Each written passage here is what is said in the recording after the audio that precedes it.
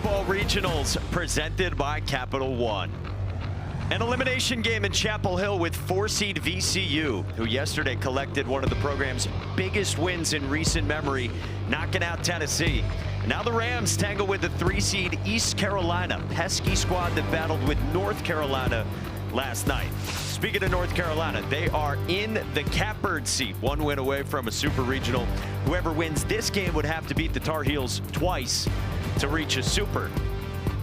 With that, we say hello and thanks for joining us. Alongside Ben McDonald, I'm Mike Monaco, and it's win or go home today across college baseball. We start with East Carolina, whose offense has been really impressive this weekend, and two pieces in particular all weekend. Braden Burris and then Jeff Sabater. Yeah, Braden Burris hitting into three-hole, man. He has been outstanding for ECU. 6 for 10 at the plate right now. A couple of doubles, a couple of RBIs. He's stolen a couple bases as well. And boy, he has kind of anchored the center part of this lineup. He has done a little bit of everything. Think about this. ECU scored 12 runs in 2 games. He scored 5 of them. And then Jeff Sabater, I tell you what, a young man who came off the bench in game 1, went 2 for 3, had a big day yesterday. 5 base hits, 3 of which have been extra base hits, and he's driven in 4 as well. For VCU, the story's been the pitching. Yeah, Eli Holbert was as good as we've seen anybody. Didn't walk a batter against a very high-powered offense in Tennessee. 10 punch-outs, which was a career high. And I tell you what, he pitched 6 big-time innings, only allowing 3 runs. And you get to the back half of the game, and you bring in Zach Peters, the best reliever in the A-10. He did his thing. 3 innings of work, 1 run, and picked up his 7th save of the season. So we got a good one today. We're going to be caffeinated like our friend Big Red with VCU and ECU on the way next.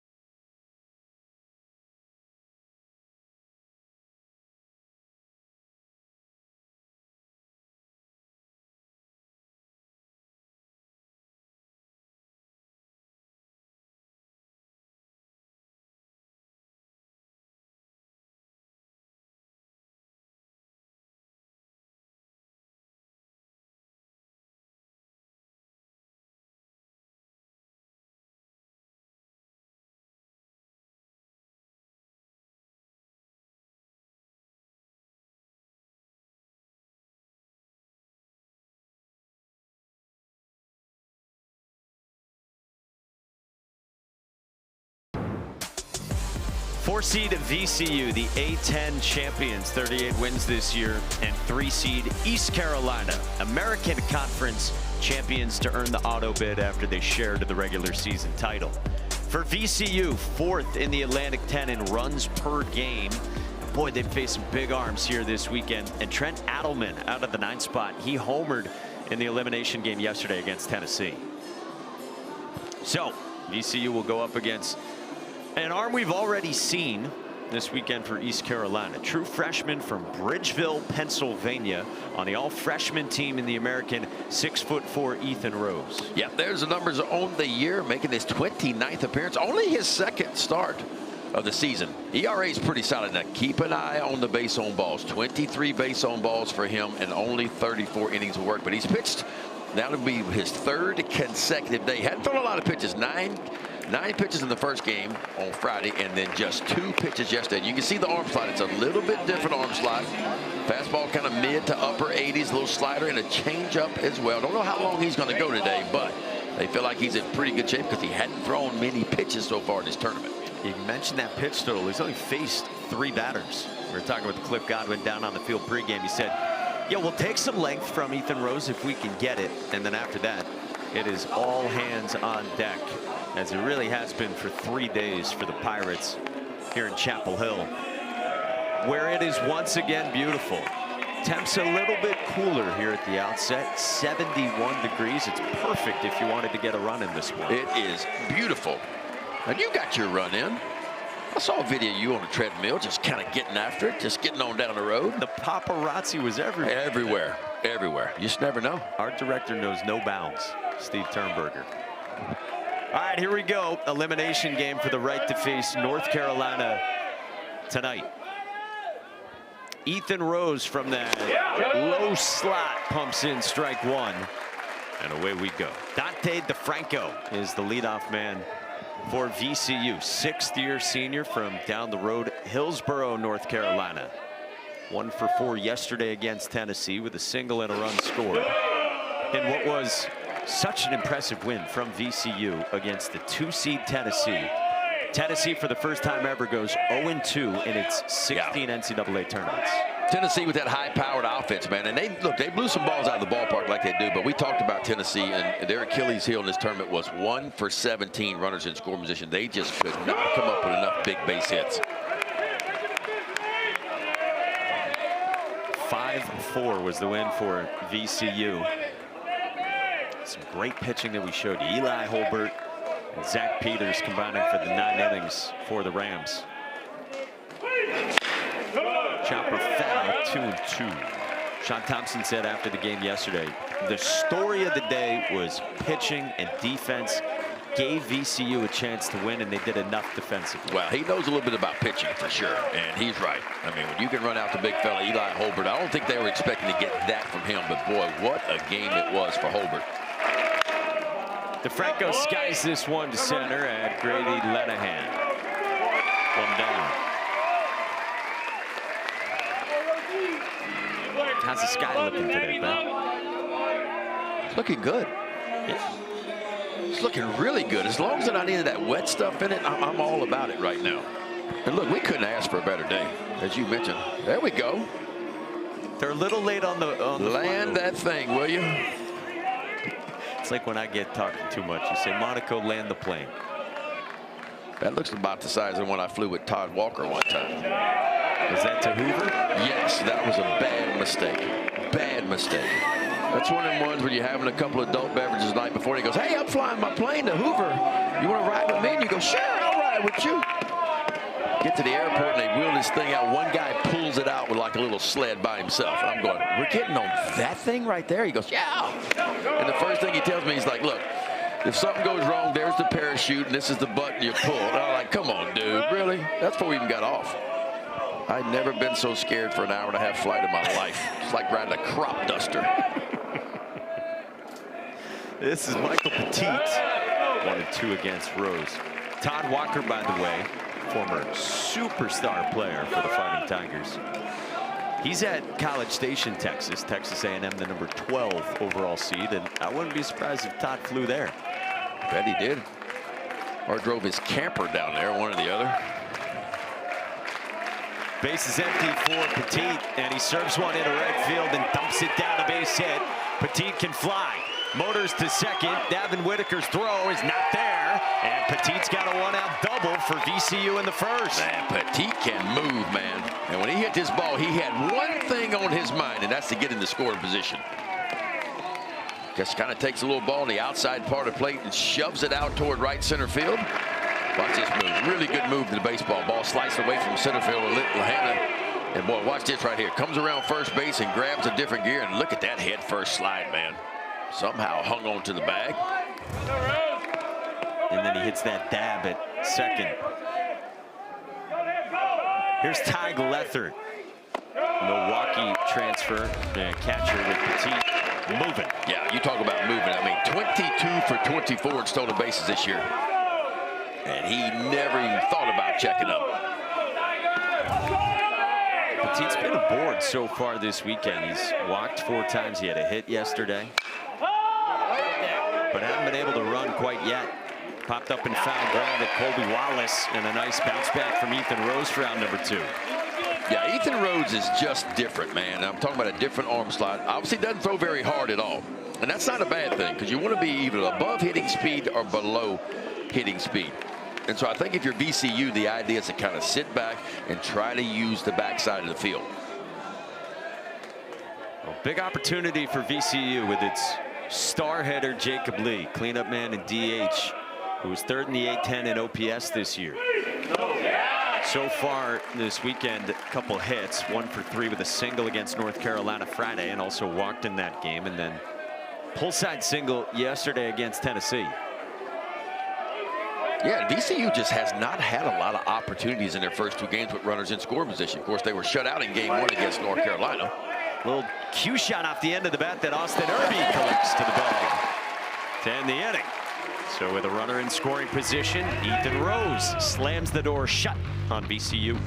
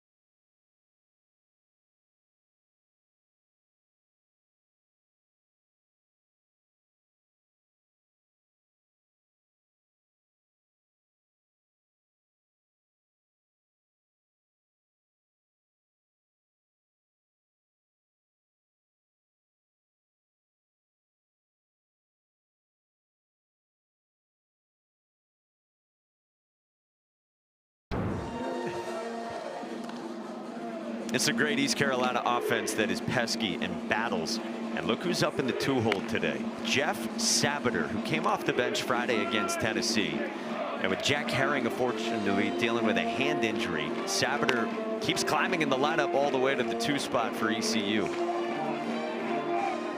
Well, they're going to face a VCU pitching staff that was the best in the Atlantic 10 this year, and does have arms with really good stuff. And here's another vet, 50-year senior Everett Vaughn from Moseley, Virginia, who started his career at High Point, pitched really well in the conference tournament last week.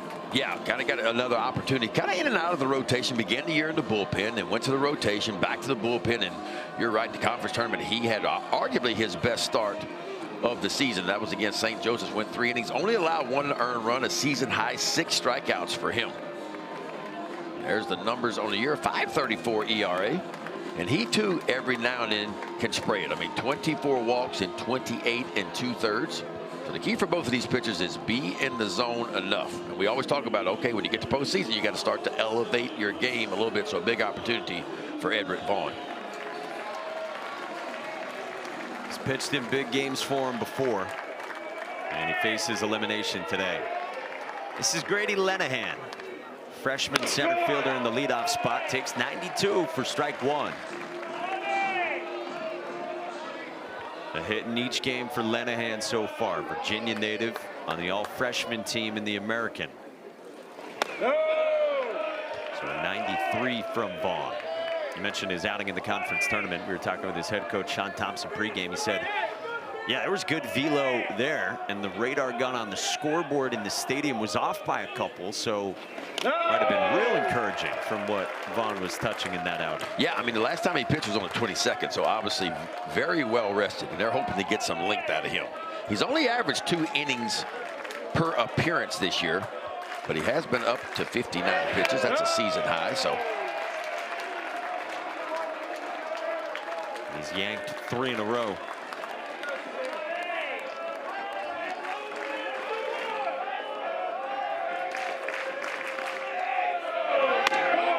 Just outside, Lanahan takes his walk, and the first man is on for East Carolina.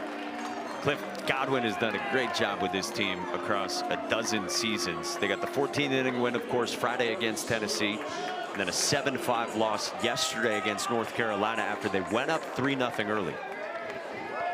All-time winningest coach in ECU history. And here's Jeff Sabater squaring to bunt right out of the gates as ECU tries to manufacture.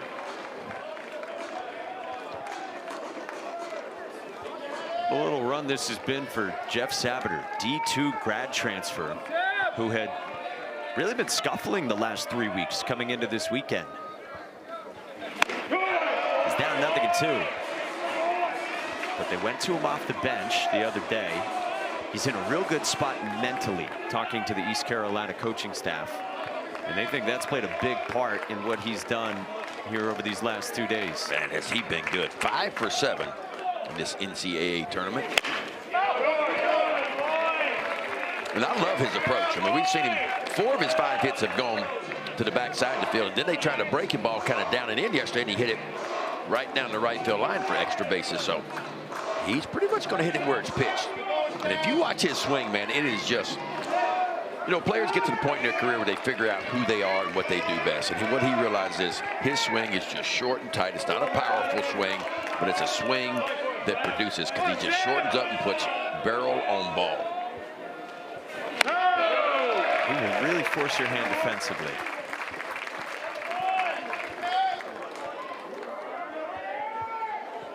Super smart player. Cliff Godwin was telling us before the game.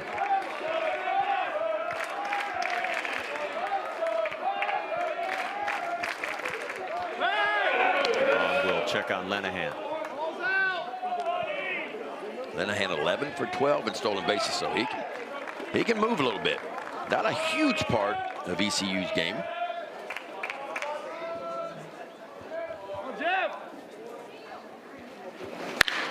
Sabater sprays it foul. I'm telling you, when you throw them fastballs away like that, you're throwing it right where he likes it. The odd thing about ECU is they don't score a lot. I mean, they don't steal a lot of bases, but what they really do well is they take an extra 90 on you. See, that's right where he likes it, man. It's almost like Ichiro Suzuki going back a few years. You know, he liked the ball away because he just wanted to pop it the other way. He just wanted to slap it the other way. And that plays right into the wheelhouse for me for Sabater. 1-2 again. Sabater spoils a breaking ball in that direction. This is what this offense does for East Carolina. Talking with Jake Gautreaux pregame, the hitting coach. Spent a long time in Mississippi State. Yeah. Man, he's proud of his group. That was a big time hire that Cliff Godwin made coming into this year. Yes. The approach is good. I mean, and look, they stick with their approach. And look, I can say the same thing for North Carolina. I can say the same thing for VCU. It's an approach offensively where a lot of teams are trying to get, where we understand what we do well, and we're going to pressure up pitchers and we're going to pressure up defenses. We're going to try to stay in the strike zone, attack balls in the strike zone. There's Jake Gautreaux in there. Really cool hearing about the way that Cliff Godwin reached out to Jake Gautreaux and was trying to find him. He said, if you don't send a text, you don't take a chance. That's right. You can't win. You can't land the big fish like that out of the SEC. You know, of course, Cliff Godwin had ties to the SEC. We talked about that. Been a few years at LSU. Been a few years at Ole Miss under Mike Bianco. as an assistant coach at both places. Those guys got to know each other when Cliff was at UCF and Jake Gautreaux was at Tulane.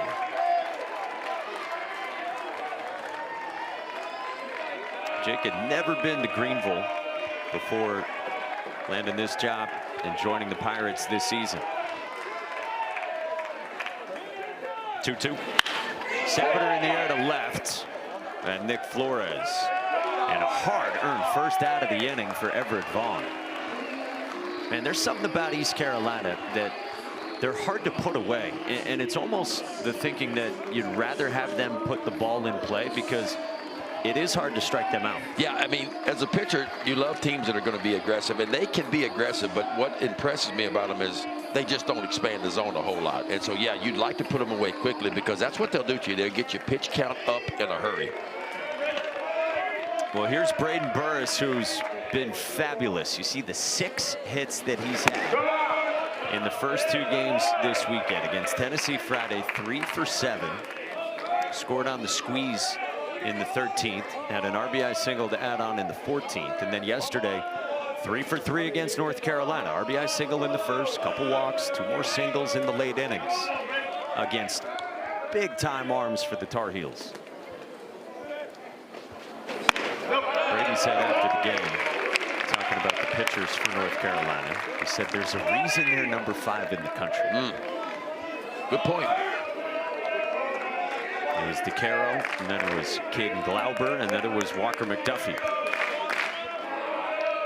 That is not fun as an offense. 2-0.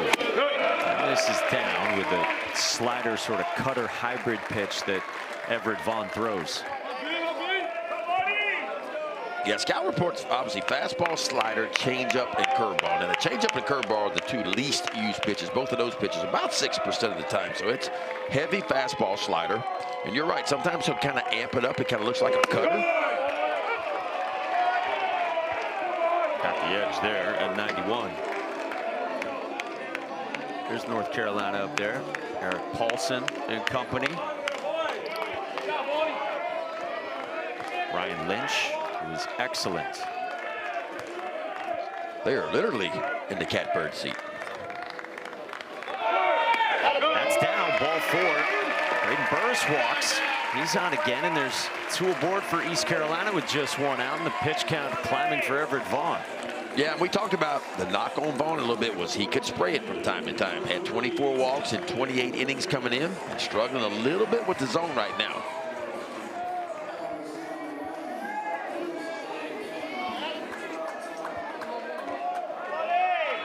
Felt like the rest would serve Everett Vaughn well. He said he hasn't pitched since last Friday. Spraying it here, and he starts out Davin Whitaker with ball 1. And this will prompt the visit from Ty Glethert and the infield too. I like this visit. Just try to calm him down.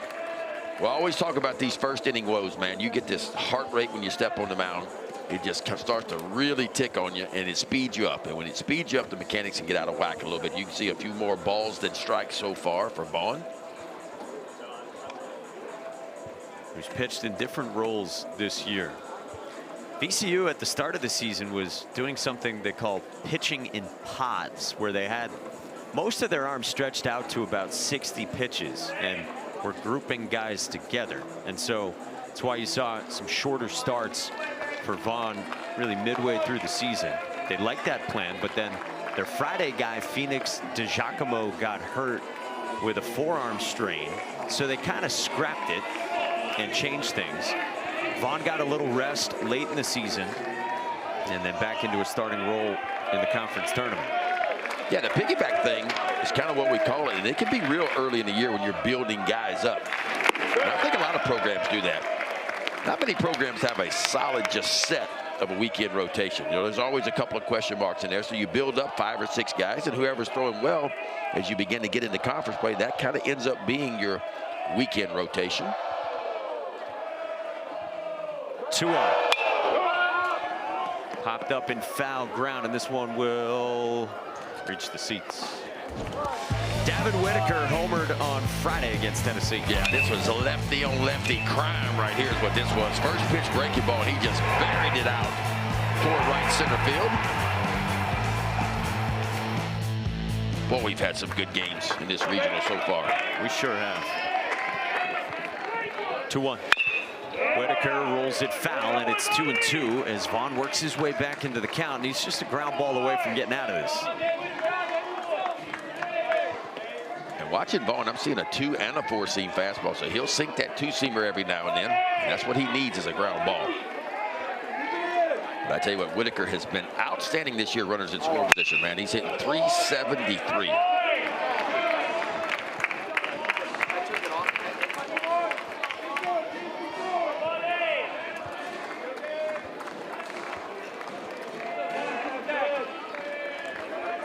Been a top 10 bat in the American by OPS. 2 hits in that game Friday, including the home run. That is strike 3 called. Backdoor from Vaughn. Whitaker didn't like it, and there's 2 away. Boy, that's a perfect backdoor. You can call it a cutter or a slider. Watch where Lethert, the catcher, is. See where the catcher, watch where Lethert sets up on the outside part. Exactly. May have been a ball off the outside edge, but just a perfect pitcher's pitch.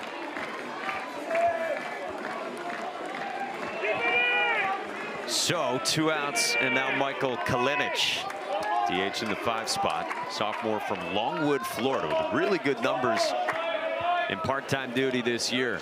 3 hits in the regional. Similar spot with the slider for strike 1. Kalinic 2 hits yesterday. Hard hit single up the middle in the 1st. Another hard hit single to the pull side in the 7th against North Carolina. That's nothing at 2. Foul tipped it.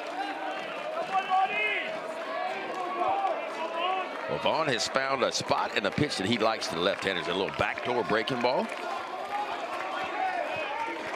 Gone to it twice. What does he do here? I like an elevated fastball or maybe a fastball in, because you go away a couple of times and all of a sudden the eyes start to train to the outside part of the plate. So maybe something up. Trying to get in, and Kalinic lines it into left center field, and East Carolina converts and strikes first. You're exactly right, partner. Try to get that fastball to the inside part of the plate. 0-2 count, and that's a little bit too good of a pitch on 0-2. Like to see it elevated above the top of zone or just to the inside part of the plate, and the ball just never got there. Trying to go in, watch that ball. See how it just kind of gently runs right back over the plate? That's a nice swing, too, by Kalinic. Just serves it out toward left center field. And ECU on the scoreboard first. An elimination game. Boy, Kalinic has had some nice swings this weekend. And now they're at the corners for the 3rd baseman, Colby Wallace. 0 for 4 yesterday, 3 punch-outs plus a walk. After Colby Wallace drove in a team-high 3 on Friday with a squeeze in the 13th and a 2-run double in the 14th that blew it open for the Pirates.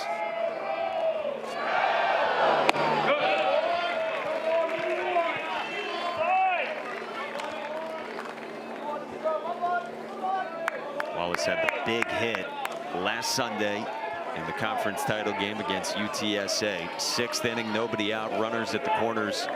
Pulled an RBI single into left to score the game's only run. He squares and pulls back, and that's a strike with Burris at 3rd. Yeah, Wallace only 1 long ball in a year, but 49 RBIs. Another one of these ECU Pirates that hit well with runners in scoring position. They hit right at 300 as a team on the year. Runners in scoring position. 1-2. Rose comes in and hits Wallace off the elbow to load the bases for East Carolina. Wallace frustrated. That hurt. And he'll head down to first to load him up for Austin Irby.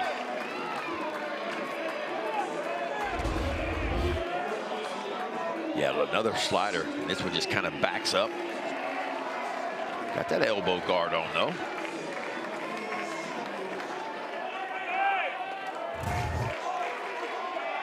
32 pitches in the first. Here's Austin Irby.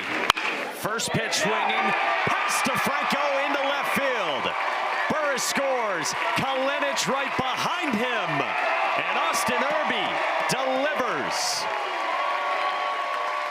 Man, this is ECU, man. This is what they do. Love their approach. I've loved it since I saw them in game one. They just stay to the middle part of the field.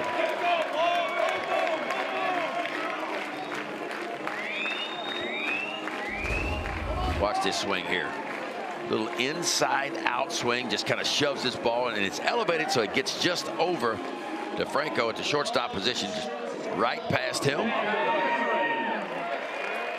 Oh, that's 2 big base hits with runners in scoring position and 2 out right there.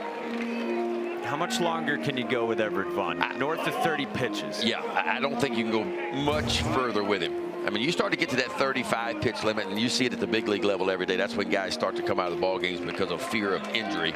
But for me, it's more about him spraying the ball right now. And that's it. Cooper Campbell has been up. And they will go to Cooper Campbell in the bottom of the first inning. Must win to stay alive and save a season. Everett Vaughn nearly limited the damage here in the first. But credit East Carolina's offense again. Austin Irby blows it open 3-0 in the first.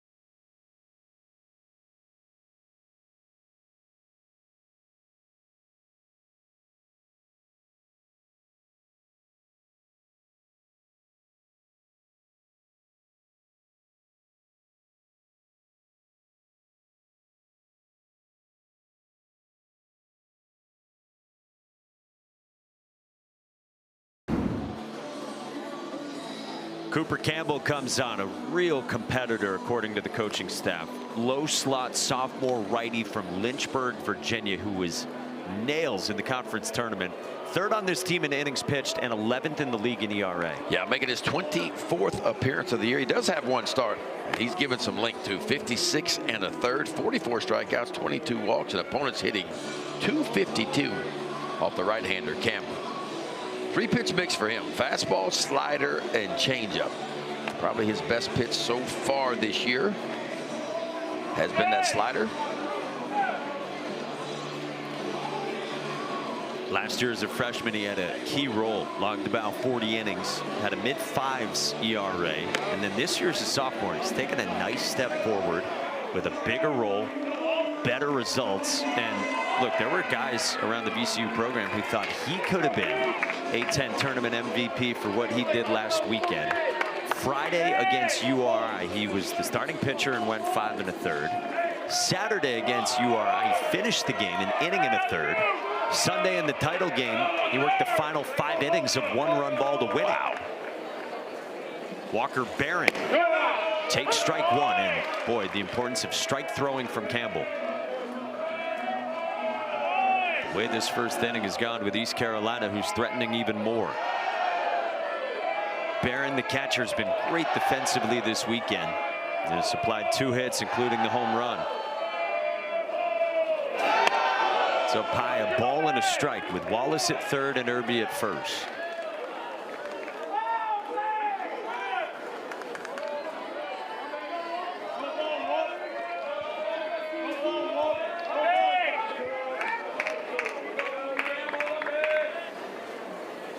One.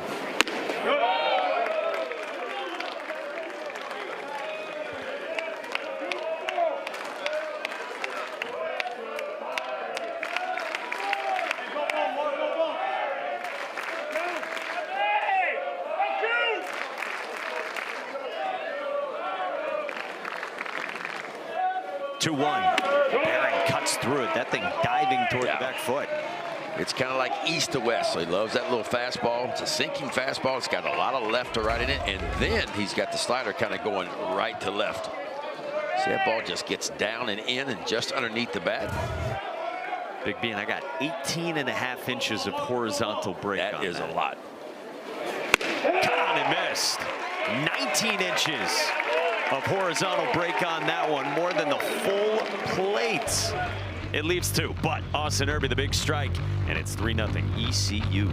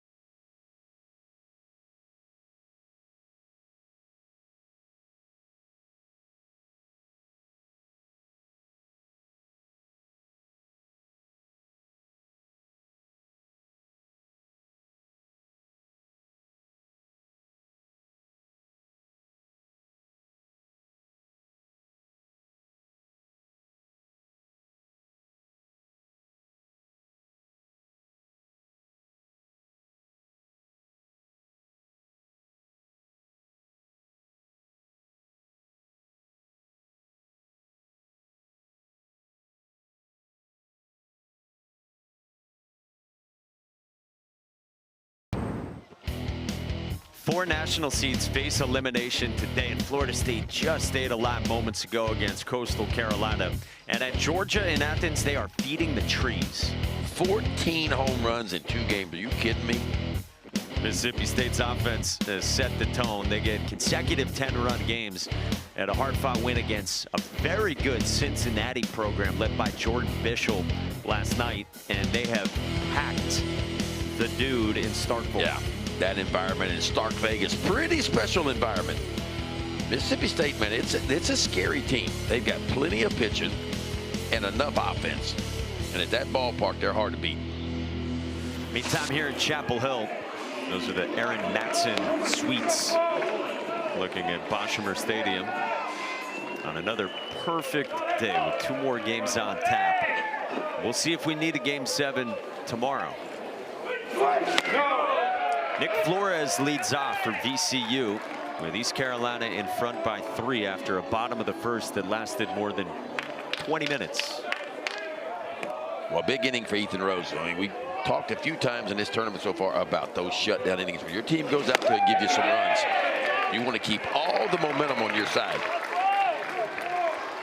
He allowed a 1-out double in the first to Michael Petit, and then that was it. Pop out to third and foul ground out to first.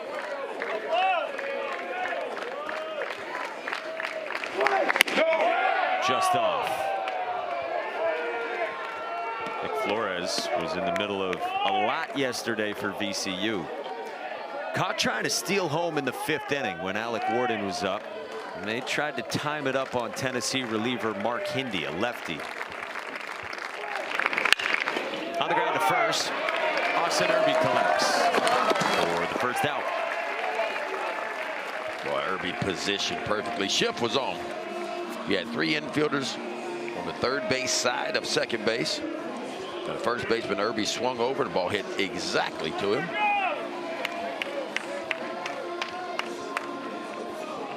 We welcome those of you joining us on Squeeze Play. Ben McDonald, Mike Monaco with you. We're caffeinated. The first game of the day here, where East Carolina just got 3 in the bottom of the first. A half inning that lasted more than 20 minutes. They chased VCU starter Everett Vaughn in the first. A really pesky offense that has been competitive all weekend. This is Nate Kirkpatrick, third baseman in the 6th spot, against sidewinding freshman Ethan Rose, pitching for the 3rd day in a row. We'll see what East Carolina does pitching-wise. If the game had been tied last night, Cliff Godwin told us pregame he was going to Ethan Norby. Wow. And Norby threw, what, 65 pitches on Friday? He was available yesterday. So by that logic stands the reason you'll probably see Ethan Norby at some point today. 1-2. Bouncer foul from Kirkpatrick. How do you think it would go perfectly? You obviously don't use Norby in this game. In a perfect world for East Carolina, do you start him? Do you break in case of emergency quickly tonight if you get there? For me, you almost might have to start him. You know, I think the start of these ball games are so important. North Carolina typically gets out of the gates very quickly, assuming ECU wins this.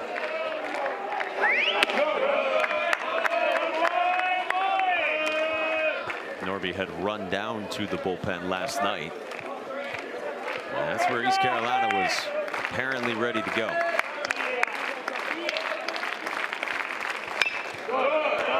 And East Carolina nearly did tie. They made it really interesting against the big arms of North Carolina in relief. Caden Glauber, who then didn't go in the 9th inning, as apparently Brian Gaines, the pitching coach for UNC, had been saying to Scott Forbes, all right, let's go to Walker McDuffie for the 9th. Yeah.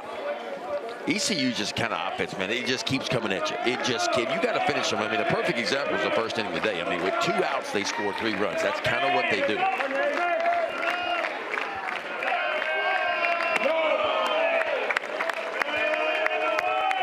Well, Kirkpatrick has run it full here against Rose, with 1 out and the bases empty in the 2nd.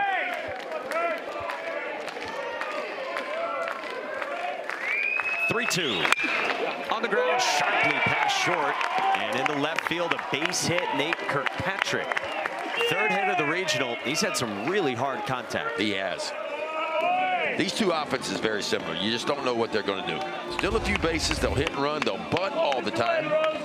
Little backdoor 2-seam fastball. And that's a nice swing. When you're facing these submarine guys, especially these guys that don't throw very hard, it's important to stay gap to gap. If you try to get out in front, you're going to roll over a lot of ground balls. So Kirkpatrick on for Quinn Mayer. Mayer, the first baseman, who's been really impressive defensively in this weekend. Redshirt junior from Colorado Springs, 3 years at JUCO ball, where he was a Gold Glove winner. Looking for his first hit of the weekend. That's fouled off of Mayer right at home plate. I got one for you, Ben, with Quinn Mayer.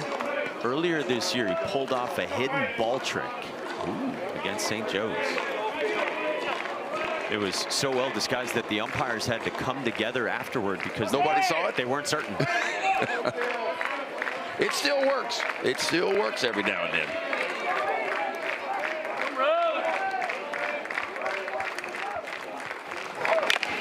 Were you a part of any great ones? Hidden ball tricks? I don't remember any hidden ball tricks. We tried it a few times, but I don't remember it ever working. The key is the pitcher. Obviously, if you don't have the ball as a pitcher, you cannot toe the rubber. So the idea is to kind of kick around and maybe grab the rosin bag on the back of the bag, act like you're kind of getting ready, and then the runner will kind of just drift off the bag and a quick tag is applied. That's why it's so important as a base runner to be paying attention. But more importantly, your base coaches have to really be paying attention to where the ball is.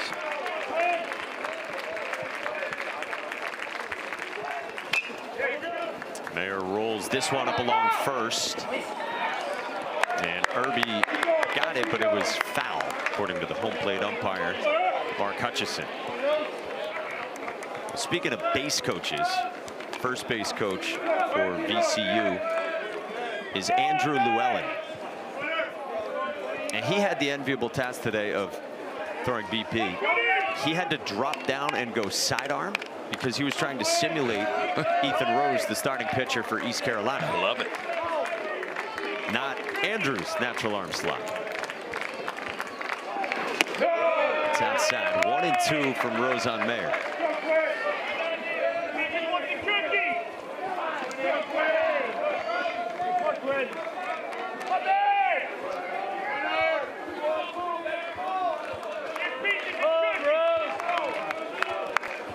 One, two. It's up and away. 2 balls and 2 strikes from Rose.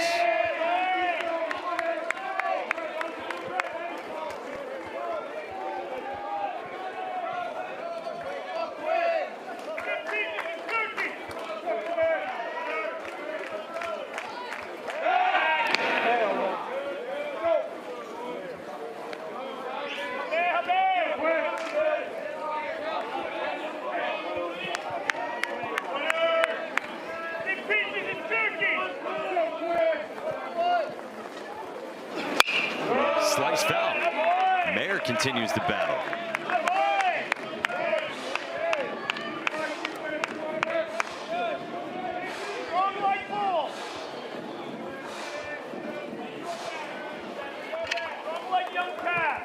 Flores grounded out to first to start this inning. Kirkpatrick ran it full and singled sharply.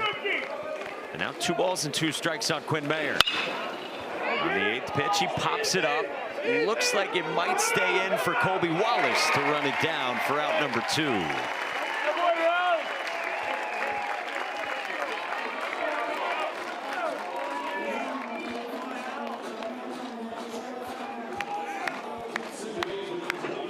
So 2 down for Ethan Rose, trying to get East Carolina off to a good pitching start and trying to give some length for the Pirates.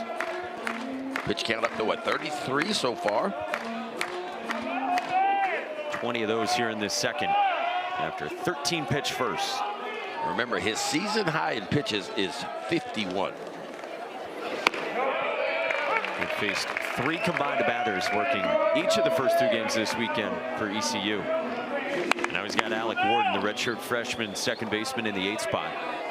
Pittsburgh native who spent last year at Penn State, redshirted last year in Mike Gambino's program.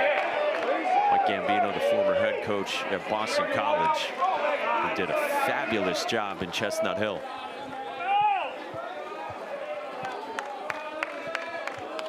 Warden's a really good athlete. Spent some time at shortstop this year too.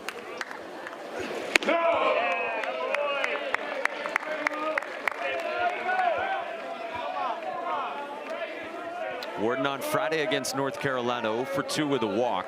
And then Saturday against Tennessee, 1 for 3. Sac fly in the 4th inning. Warden added a single in the 6th. Bouncer up the middle, past the dive of Nick Parham into left center. Kirkpatrick stops at second, and it's 1st and 2nd with 2 outs for VCU.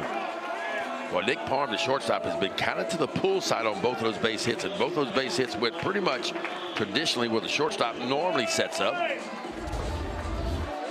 And Ethan Rose is doing a pretty good job. He's getting his ground balls, and when he's right, that's what he's producing, is a lot of ground balls. And both of the base hits have found the outfield grass.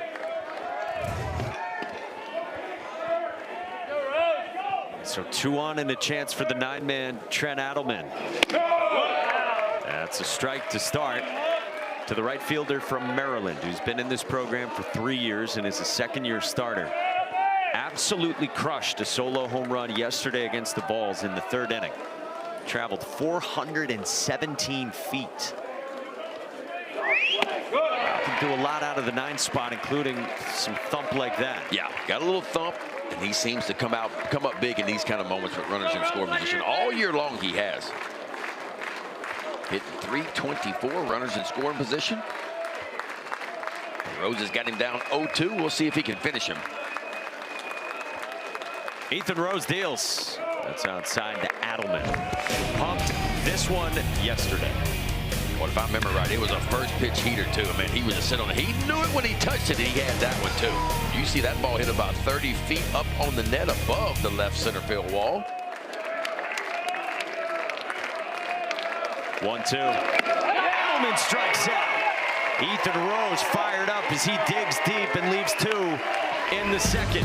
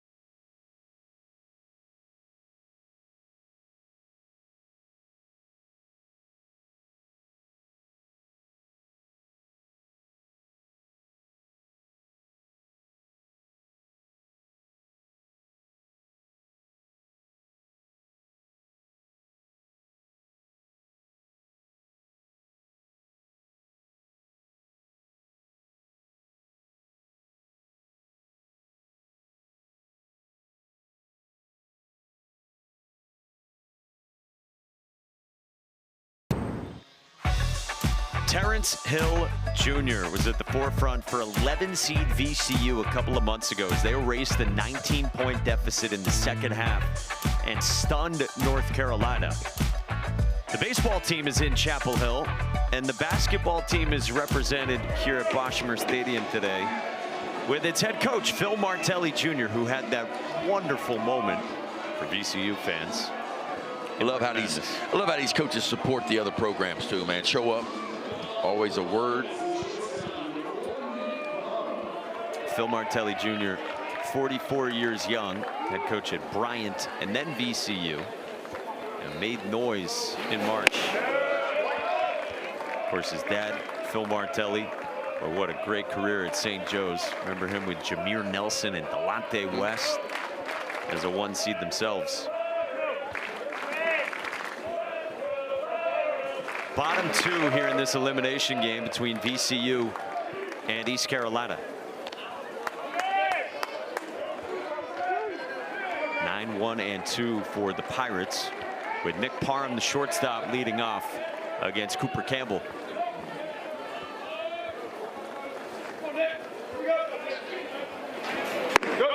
Three 3-0 from Campbell, who came on to strand 2 in the first inning, with the strikeout of Walker Barron with a really good sinker with a ton of movement.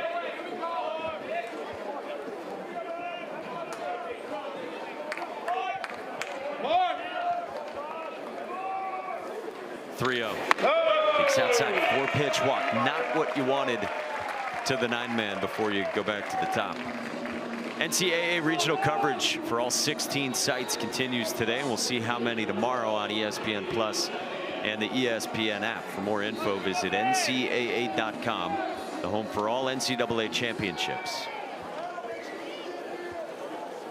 So back to the top for Grady Lenahan, who walked and scored the first run for East Carolina, already squaring. That ball got him. Hits him. Yeah. Did he pull back in time? I think so. So he didn't offer at it, so he does get hit by the pitch. Just like that, 2 freebies earned by East Carolina. Boy, Cooper Campbell has got to settle in here for VCU. Just another 2-seam fastball and up. We got him off the chest, it looked like. That's the Happy Gilmore spot, kind of.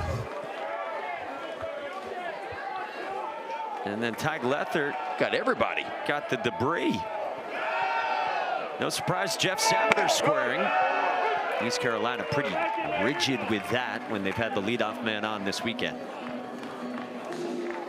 This is what they do. They will find ways to pressure you up. And the more they get ahead, up 3-0, the more pressure they're going to apply too.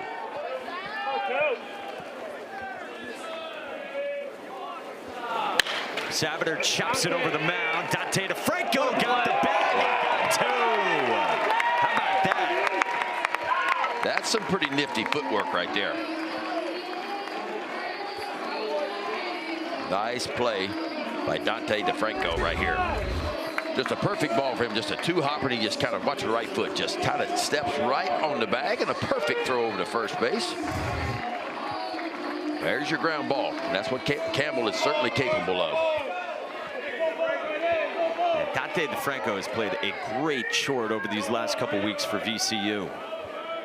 Now 2 outs for Brady Burris, who squares and takes ball 1. I was talking with Sean Thompson pregame. He said Dante DeFranco is a guy who probably deserves some more credit for what they've done recently.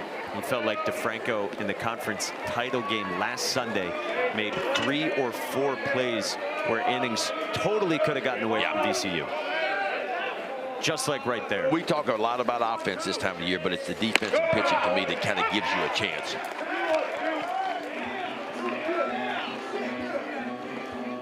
And DeFranco didn't even start this year as their everyday shortstop. Came into this program and the thought was he might be a backup entering the year. But he has earned his way and handled short. Burris gets one down. It's a really good one. Takes a turn foul. Kirkpatrick thinking really, really good right there. That was a perfect bunt. You pick that ball up on the fairground, you got no chance of getting a runner. Lets it just kind of trickle foul. How about ECU, man? 2 out, runner on third base. They put down drag bunts.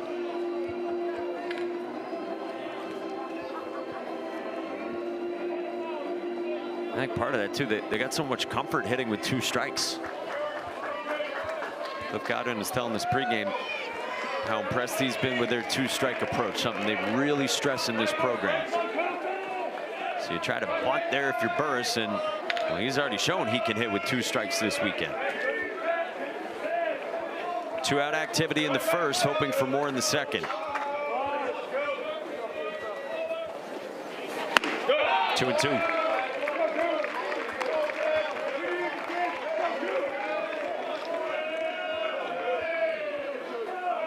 See him choked up on that bat. That's what a lot of the ECU players will do, man. They get 2 strikes, the 2-strike approach that you're talking about. Choke up a little bit, spread your legs out, and just try to put a ball in play. In the air to right, toward the line. Trent Adelman ranges over to make the catch. And in the inning, Cooper Campbell competes. Dante DeFranco helps him out, and a 0 on the board.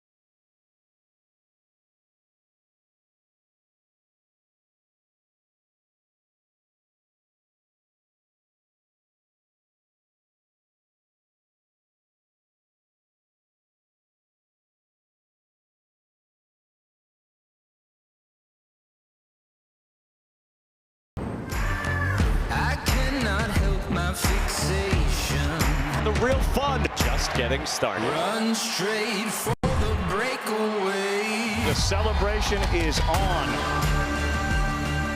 Getting closer to Omaha. Next weekend, it's 16 teams matched up in 8 super regionals. The Chapel Hill Regional matches up with College Station. Regional, where Texas A&M is in good position, number 12 national seed. That offense can absolutely bang. And USC stayed alive yesterday, even though Mason Edwards, maybe the best pitcher in the country, Ben, he got touched up. 4 1/3, 5 runs, 4 walks, but they still beat Lamar. Yeah, your aces this time of the year, you know, I always have these conversations we do in Omaha. The innings start to pile up, man. It's been a long year, and you've carried your team. And some of the aces that were so good maybe a month or 2 ago, not to say that they're bad, but when you get a lot of pitches under your belt, a lot of innings under your belt, you start to run out of juice. The gas tank starts to get down. You hope the emotion and the adrenaline will carry you through the Super Regionals and carry you through the College World Series, but it's tough. Some guys just start to run out of gas a little bit. Texas A&M, by the way, yesterday put up 17 runs, you might have seen, against Texas State. Wow. In the 1-0 game. Copian drove in 4. He's trying to pick it up. Super talented guy. And Caden Sorrell had 3 hits, including a couple doubles. Well, it's a deep offense Texas A&M has. Yes. And they can really blow it out of the ballpark. It'd be a fun if you get North Carolina, Texas A&M pitching and offense dichotomy. That's down, so it's 2-2. Ethan Rose thought he had a strikeout, didn't get it. VCU's leadoff man Dante DeFranco. Cliff Godwin a little bit upset because that was center cut. Apparently just a shade low.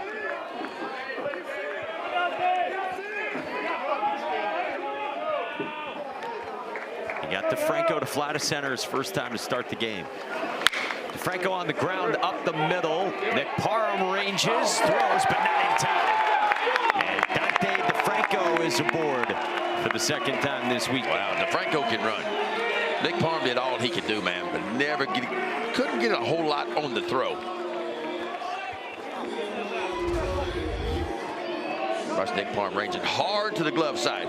But watch him right here. When he tries to square the shoulder, just can't get enough on the throw. Leadoff man on. VCU, top of the order, second time through, and a really dangerous bat here in Michael Petit. Petit doubled his first time to right center, and he's maybe had the most consistent plate appearances of anyone for VCU this weekend. Super toolsy, talented, dynamic athlete.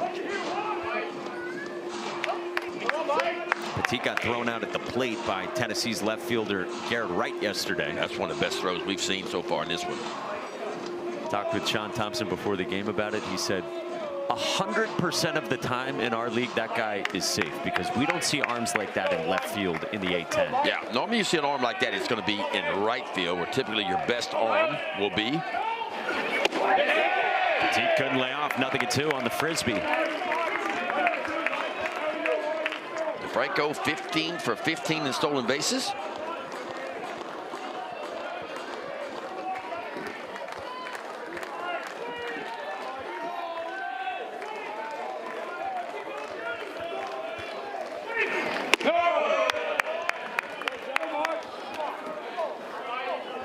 Petit's been comfortable with 2 strikes. He's worked into a lot of deep counts, earned walks.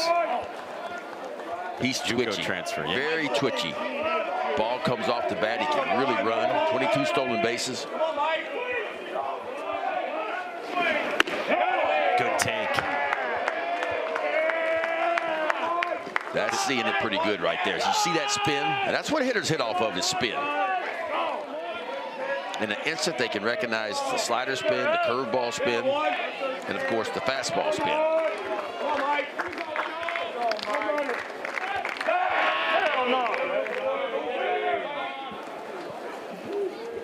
You gotta love the chirps from a dugout on a pickoff move.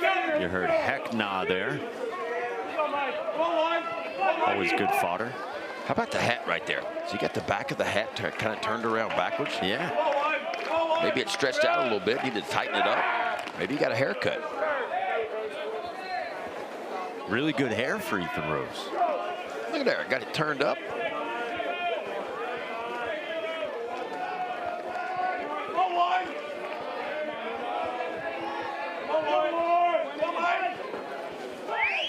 Petit clobbers one in the air to left, and the ballpark will hold it. Sabater backs up, and Petit just missed it.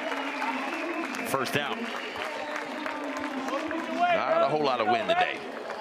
But what wind we do have is pushing slightly out.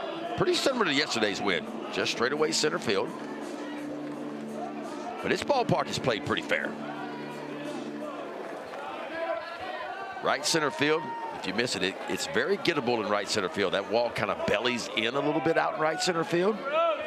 But deep to center, deep out toward left center field. It really bellies in out there. That's such a great way to describe it.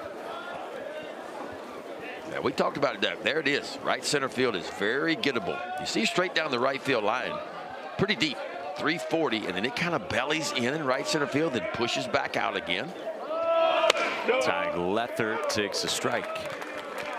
It's like an S curve. When we get bracketology, you talk about the S curve with seating. It's like an S curve on their outfield wall. In the world I live in, back home, we talk about S curve. We talk about NASCAR racing. Oh. In the S curves, yeah. What's an S curve in NASCAR? Like when they get on those road tracks, like the Indy tracks. Rose goes sideline to get Lethert. 2 down. I'm pretty ignorant when it comes to car racing. You sound like you know I used to be a big NASCAR guy. Back when Dale Earnhardt was running and Rusty Wallace and Jeff Gordon and those guys. Dale Jarrett. Why'd you stop? You know, when Earnhardt unfortunately passed away, and all these restricted plates came and all this, that, and the other, I just kind of lost my love for NASCAR. Yeah. I don't know. I used to go to a few races every year. Went to the Brickyard one time. Went to Daytona 500 a couple times. Talladega's always fun. The Bristol night race is pretty special. It's like racing inside of a football stadium. Like, it is really, really cool. Interesting. Watkins Glen, that's more of where you're going to see some S curves, like a road race. There's Jacob Lee. Man at second here for VCU. They're trying to punch through against Ethan Rose. They got Petit to second in the first. They got first and second in the second, and now DeFranco in scoring position in the third. Cut and a miss. Lee's been chasing that frisbee a couple times. You can kind of see what Rose likes to do. He likes that kind of to the right-handers. He likes that backdoor two-seamer, and then right out of that same window, he'll throw that frisbee kind of going right to left versus left to right with the fastball. There's your little frisbee to the outside part. And you can see Lee nodding yes, getting a little more confident, as you said, seeing spin and laying off this time. And that's why I think really the two pitchers we have on the mound right now kind of pitch very similarly. And both these offenses would be wise to try to use the center part of the field. Because it's not high velocity. It'll get you out in front and you tend to roll over a few ground balls.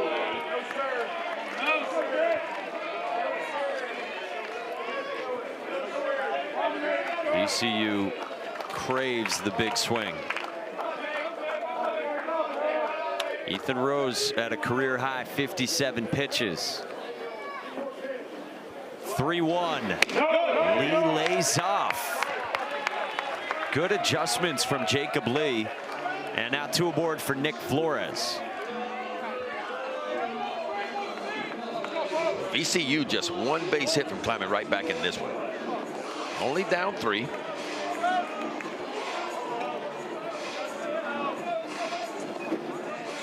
And a good bat to trot up for VCU and Nick Flores. Grounded to first, his first time leading off the second. Comeback sinker for a strike from Rose. All kinds of run on that fastball from Ethan Rose.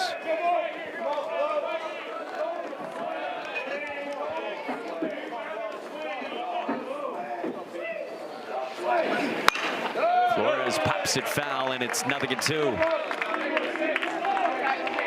Boy, if Ethan Rose can get out of this, he can make a living of stranding these VCU runners these first 3 innings. He has had 3 zeros. Yeah, he's had traffic in every inning, but he's made some big pitches when he's needed to. He is just 1 pitch away from getting off the field again. His 0-2.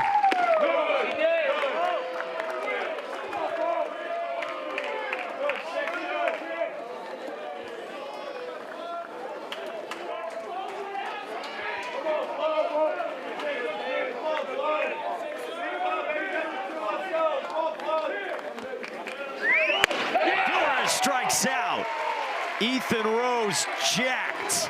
He strands 5 and posts 3 zeros for the Pirates. That's a big-time pitch right there, because everything was away, and then finally watch him take this two-seam fastball. Instead of get the eyes looking away, and he drops that two-seam fastball down there. A big-time pitch for Ethan Rose right there. Boy, he is fired up. East Carolina 3-0.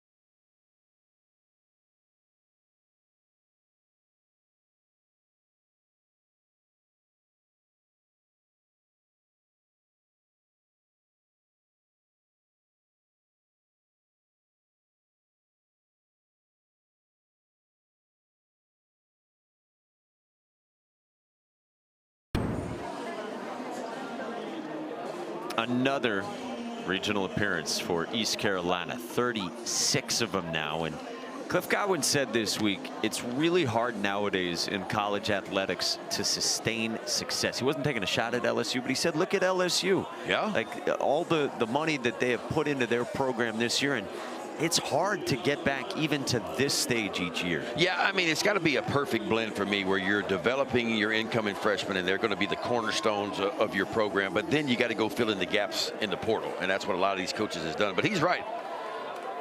I mean, we've looked. I mean, LSU just kind of fell off the face of the earth this year after winning the national title, but it's not uncommon. I mean, Mississippi State did the same thing after winning their title. Ole Miss the same thing as well.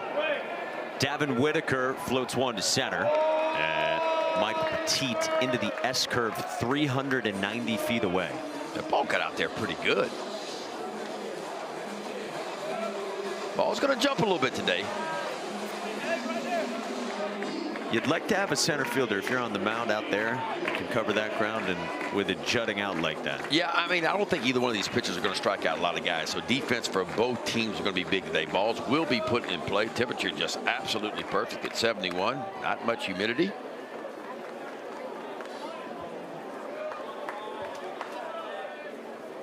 Here's Michael Kalinic. Yeah, against this East Carolina offense. We're talking earlier about put away or not. And Sean Thompson made a comment to us pregame that their offense is so good grinding on you that maybe you do just let your defense work more. Like maybe that's the best recipe to slow down their offense. Yeah, it's easier said than done, because ECU has a way of really getting the pitch counts up for the pitchers, because they take a lot of pitches, they foul a lot of balls off.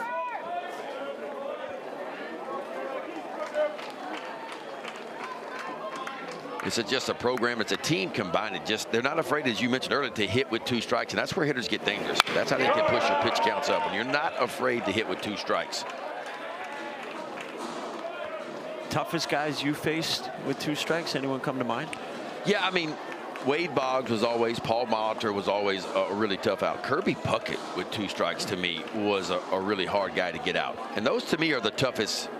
As an opposing pitcher, those are the toughest guys to face, because you don't mind the big swing and miss guys, right? I mean, they're going to hit balls out of the ballpark every now and then, but you can pitch to those guys. It's the ones that's going to sit up there and choke up with 2 strikes. And we talked about this the other day. Tampa Bay Rays kind of, I just saw them recently, and that's kind of what they do. I mean, the least amount of strikeouts in baseball. They'll tighten up with 2 strikes to try to put balls in play. It goes against the analytical world of, well, you got to have exit velocity. You got to hit a lot of home runs to win ball games. But yet Tampa Bay's having another outstanding year with one of the lowest payrolls in baseball.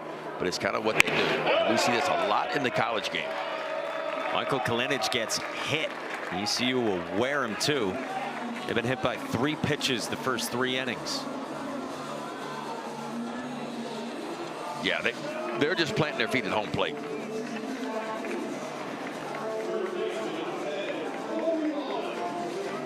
Kalinic does not have a stolen base this year, so he's not likely to run.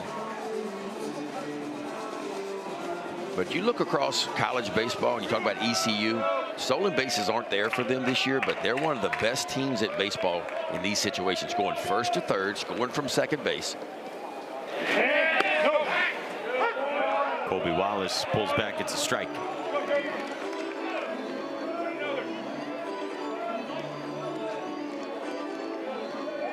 Wallace hit up and in on his elbow, his first time back in the first.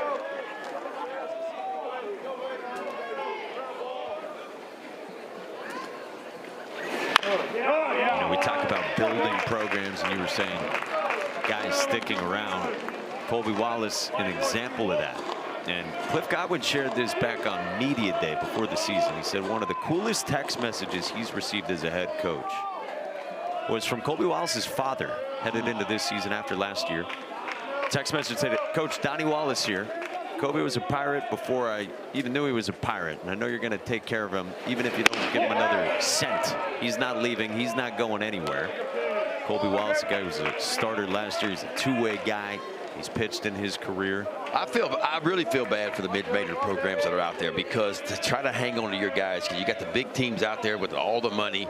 They're trying to steal your guys away every year, you know, and it's tough for mid-major programs. I had a mid-major coach tell me earlier in the year, and he asked me, he said, "Please don't say my name on the air." I said, "I won't." But he said, "You know what our recruiting pitch is of the mid-major is?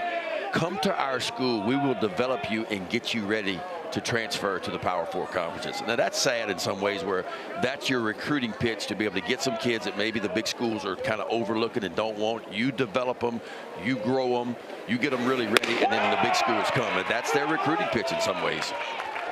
Wallace strikes out. There's 2 away in third. But that's the game we play now. Watch this little pitch here, a little backdoor two-seamer. That's a tough one for a hitter, because out of the hand, it's a ball. You see it off the plate, and instantly you give up on it. And when you give up on it, it just kind of creeps back over the outside edge, and nothing you can do about it. And both these programs have done such a great job of retaining. 2 outs for Austin Irby. That's a strike on the edge from Cooper Campbell. Irby, the big swing in the first inning, 2-run single, even with all the traffic East Carolina had in the first. If Irby doesn't come through there, Everett Vaughn might settle in, work a little deeper. Instead, the Pirates chased VCU's starter in the first. That's a strike 2, 0-2. Oh, he is just wearing out that outside corner.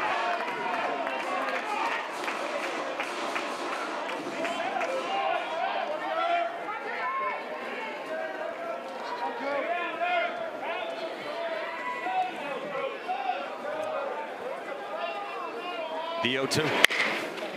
Pull side ground ball into the shift at Alec Warden. Heading over. We chat with Cliff Godwin when we come back to Chapel Hill.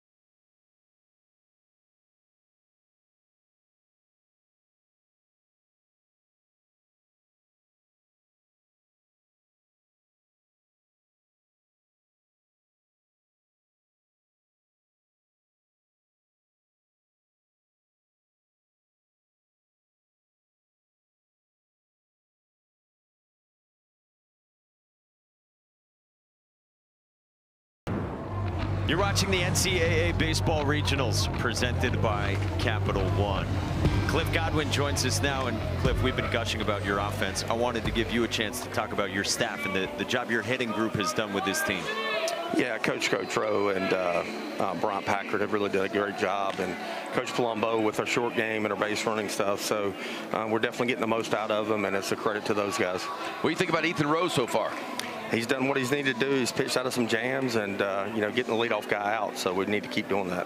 Cliff, thank you. Good luck. Good luck, Thank you, Coach. guys. I like that hat, too, that he's got on. Yeah. It's a good looking ECU Pirates lid right there. He's getting his steps in, as always, especially when they're batting. Yeah. He's wearing out that line on that coaching box down there at third base. He is always moving. Good position so far through the first third of this game for his Pirates, trying to get to a regional. He's going to keep them fired up. Come on, boys. Come on. And he sticks with Ethan Rose. 62 pitches, career high. 11 out of 14 first pitch strikes. 8 swings and misses. Ball 1 to start to Nate Kirkpatrick, who did have a really good AB. These are a couple guys, even though it's 6, 7, 8 here, they had some good at-bats the first time against Rose. Kirkpatrick had a run at full, and then he laced one at 105 off his bat, and he clobbers one here, top spinning to left. So it hangs up for Sabater, and that ball was rocketed. Yeah, it's going to be interesting to see VCU the second time through here and how they approach Ethan Rose. And if you watch Ethan Rose, man, he likes to stay to the outside part of the plate. And I think if you're VCU, get your toes up on the plate and kind of look for the ball away. Quinn Mayer's the batter now. There comes back through the front door. Quinn Mayer had an 8-pitch at bat his first time. Popped down and foul ground to third to Colby Wallace back in the second. It's been a game changer defensively this year for the Rams. Nothing at 2. Rose is feeling good. Bouncing around the mound now. Yeah, he hadn't thrown many of those. That looked like a changeup. It's been heavy on that sinking fastball from a different slot and a little frisbee behind it, but that was a changeup. Cut on and missed. Back to the change for Ethan Rose and a third strikeout. That's a nice pitch, huh? Back-to-back changeup. Strike 2 out there. And throws one just off the outside edge. And watch this late movement. That's a dive bomb down and away. Really good pitch by Rose. Third strikeout of the day. He's in uncharted waters, man. Career high in pitch count so far, but looks like to me he's holding his own. He looks pretty comfortable 67 pitches in. Coaches will tell you, you need some sort of legacy game from a guy. Maybe pitching in a bigger spot or giving you more than a player has throughout the season. It's what you need during regionals if you've lost the game. 2-0 on Alec Warden.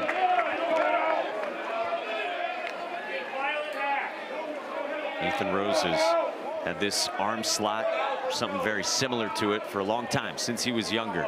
Lowered it a little bit once he arrived on campus in Greenville. He says, if you'd watch me throw overhand, it would look very awkward. It's just his natural slot. You know, I was coaching younger kids many years ago. They would always tinker around with arm slots. But the way you find out where their natural slot is, we used to put them all out at shortstop and just hit them a ground ball and say, throw it to first base. Without thinking about it, that's where their natural slot is. And I guarantee if you'd hit him a ball to shortstop, it would be down where he throws right now. That's just where his slot is comfortable. Yeah, will probably be very effective. Clearly is on the mound. In on the hands, little jam job floater. Braden Burks. Sidearm in time. And Ethan Rose keeps on doing it. 4 shutty from Ethan Rose.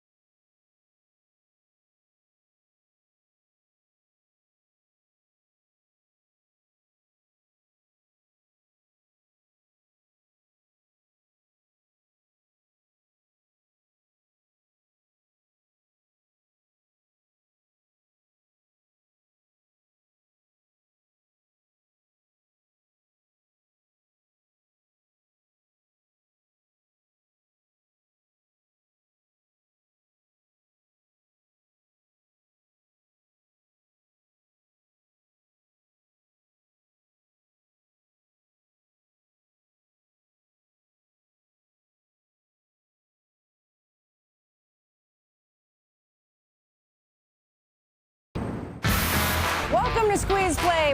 All the highlights, all the big moments. Get a chance to have some big-time fireworks. 6 to 8 games on the screen at one time. You're going to be locked in for that. The season on the line. Hashtag Squeeze Play. Send us some tweets. Maybe we'll put you on the social wall. The storybook season will continue. To get Squeeze Play, you can scan the QR code that is right there, bottom left of your screen. And ESPN Plus subscribers can access expanded coverage with Squeeze Play, which right now is locked in on Lincoln, Nebraska, where they're finishing the 1-0 game from last night. Ole Miss is leading Nebraska 6-3 in the bottom of the 9th inning.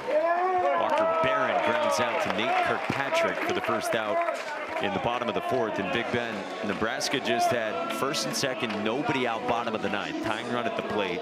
They rolled into 2, a 5-3 double play, or else they could have made that really interesting for Ole Miss.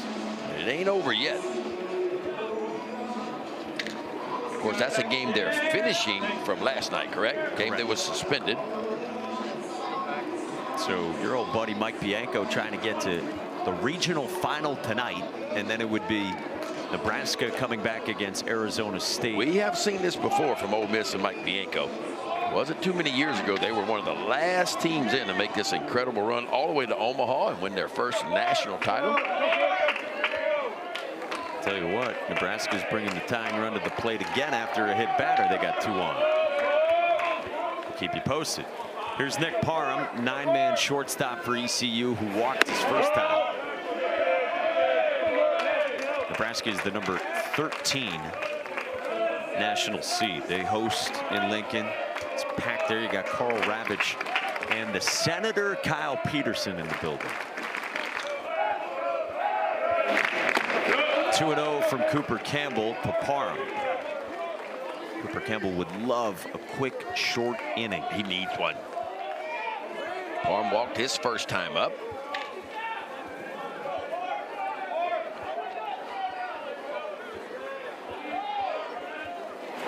That's a strike. Ole Miss has just closed it out against Nebraska. So Ole Miss wins that 6-3. They're 2-0, and they will get tonight whoever hangs on between Nebraska and Arizona State.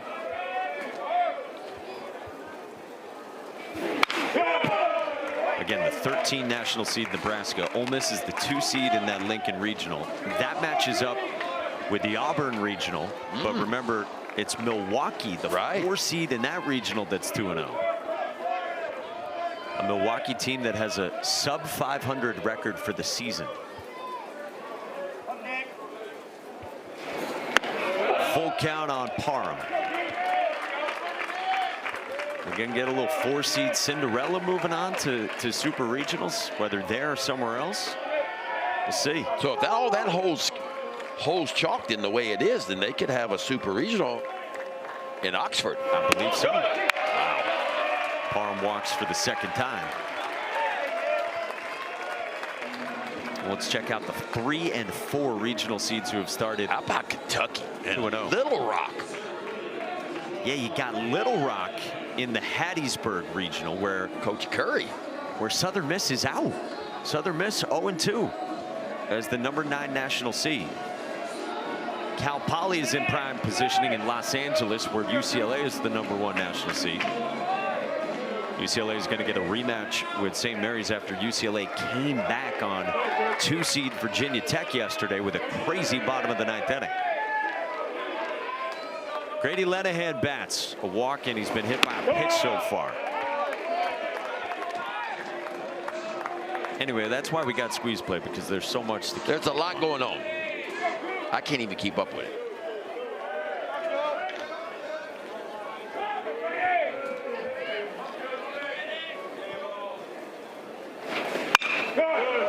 And I know you would be dialed in on it every night, but when we're done, you still have studying to do. Yeah, I got a little homework to do. Every night.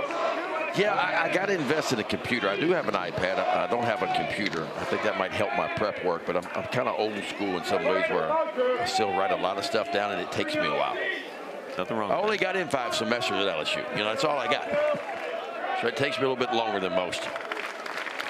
That's why you committed to memory, because you do spend the time on it. To be clear, you really don't own a computer, right? No, I don't. Yeah. Never had one. Never. Ever. Ever. That's awesome. Kind of embarrassed to say that. And, you know, people ask me, well, how do you do travel and all your expenses? And that's my lovely wife, and I hope she's listening, because I just call her. She's my traveling secretary. She does everything for me. I said, babe, I got to go to Chapel Hill this weekend. Can you figure it out for me? She figures it out. Do you get a say in your flights, or does she just book you on whatever? She actually has gotten really good at it over the years, so she'll give me options. Well, do you want to fly early or do you want to fly late? And, of course, I'm always an early guy because I feel like less things happen early than they do later on in the day. Of course. Because travel can be a nightmare, as everybody knows these days. 2-2. You were here like Wednesday morning in Chapel Hill. I wanted to get here just because I've had an awful time flying the last couple of years. A lot of cancellations because Baton Rouge does not have a big airport at all. So it can get a little squirrely there. Not a whole lot of selection. You can't get direct to Baton Rouge. Well, you can go to Atlanta, you can go to Charlotte, you can go to Dallas, and that's about it. Drive foul. Like, how many gates are we talking about at the Baton Rouge airport? Like 10, or is it like 30? I would say more like 8. Oh. 8 to 10 gates. It's not a big airport at all. So, yeah. It is what it is. Now, sometimes I'll hop in the truck and put on down in New Orleans, where you sometimes have a little more option, but it's an hour and 15 minutes there. So, not horrible, but I can understand why you wouldn't want to do it. By the way, when they put us on camera like that, I feel like I really need to sit up. I've been cheating when they do the nice camera when we're in the open, and I've been standing on a box. It's all right. Nobody can get us both in the same shot together, you know?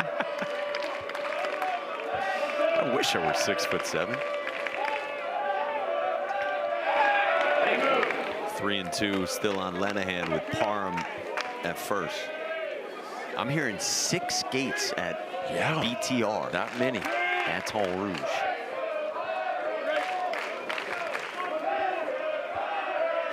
A lot of gates at RDU. I'll tell you that much. Great airport. Runner on the move, and it's ball 4. So Cooper Campbell issues a couple free passes here. Travel talk concludes, and ECU's got a chance to add on. Yeah, that's what they need to do too. Well, if you're Cooper Campbell, man, you got to figure out a way here to create a ground ball, and normally he's pretty good at that. And here comes dangerous two-hitter Jeff Sabater. Nothing to show for it yet, but he's had a productive couple days so far.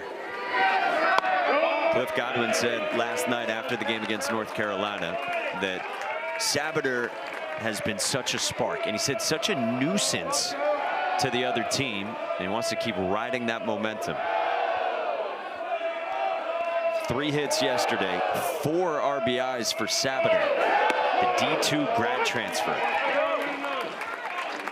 He just kind of gets his toes up on the plate and just kind of looks for the ball, kind of middle away. See how he's spread out already? I mean, there's not a lot of movement at all. Nice and spread out.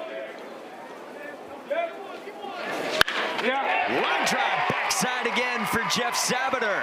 It's the stop sign at third for Nick Parham. Loaded up for ECU with 1 down. That plays right into his game right there.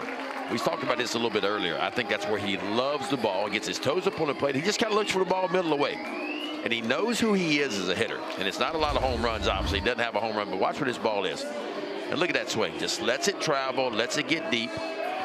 And it feels like all the hits he's got so far in this regional have gone to the backside of the field, with the exception of one breaking ball that kind of got down and in. He hit down the right field line for a double. This will prompt a visit from VCU's pitching coach, JoJo Howie.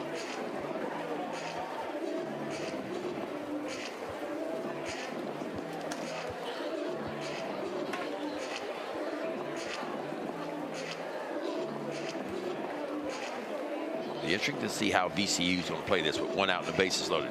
Will the middle infielders push back and play for 2, or will everybody come in?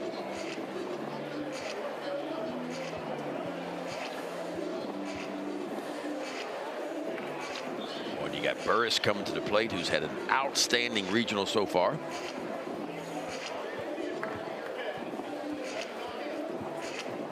And a reminder of where we're at in Chapel Hill, North Carolina, the #5 national seed. And the Tar Heels are waiting tonight, 5 o'clock Eastern, on a to-be-determined TV channel against whoever wins this game. And Braden Burris into the box. A lot of Carolina blue, even in this one. And there's Coach taking it all in. Yeah, Scott Forbes dialed in. First pitch is a frisbee for strike 1 from Cooper Campbell. I know we've both been impressed by Braden Burris this weekend. Now you hit 355 in today's game, you're doing something. Burris, hot shot. DeFranco stabs. Warden's turn. Wild time for 2. Let's see if East Carolina challenges. I think they will.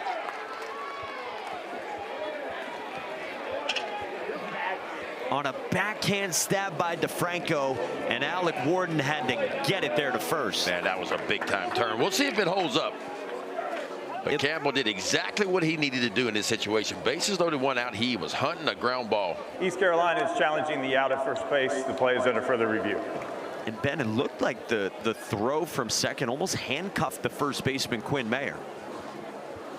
Replay Operations Center in Pittsburgh, going through all of this from all 16 sites.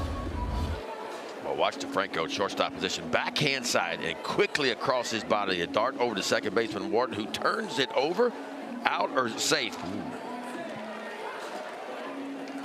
Yeah, if Quentin Mayer catches this, see where he catches this ball? He catches it right off of his left shoe. Now, if he's got some extension and he's reaching towards second base, this would be the difference between out and safe. But it still looks like to me that he got him just barely. But you're right, this ball handcuffed Mayer over at first base a little bit, because ideally as a first baseman, you want to be reaching more towards second base and catching the ball out front. That's about 18 inches to 2 feet difference. Wouldn't have been nearly as close. I'll be honest, for the view we're getting right there, I don't think there's enough to overturn this at all. I agree, because I don't think you can tell definitively that Burris's foot is making contact with the bag ahead of it reaching Mayer's glove. Yeah, it just feels like this one's going to stand. After further review, the out at first base is confirmed. East Carolina has 1 challenge remaining. Even stronger for VCU. They confirm it. A challenge worth using for Cliff Godwin, and that is big. 6-4. That was big time right there. Sean Thompson with us next.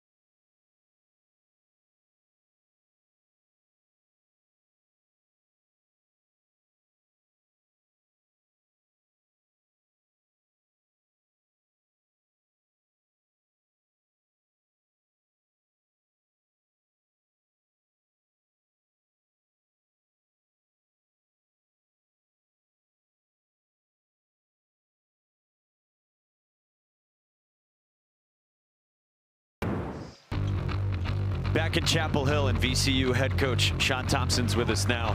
Sean, heck of a win for you guys yesterday. Can you just reflect on what yesterday's win meant for your program and what the mindset was coming into today? Yeah, I think that's always hard for me because we expect to win, obviously. Playing a team like Tennessee, the tradition they've had has been unbelievable. So obviously it means a lot. I was just happy for the guys. A lot of hard work behind the scenes to get to these moments, and to do it on that stage against that type of opponent felt really good. And what do you tell your team going into a day like today, man? You got to win 2 today. Yeah. I mean, about us, it's one pitch at a time. You know, we talk about shrinking the day.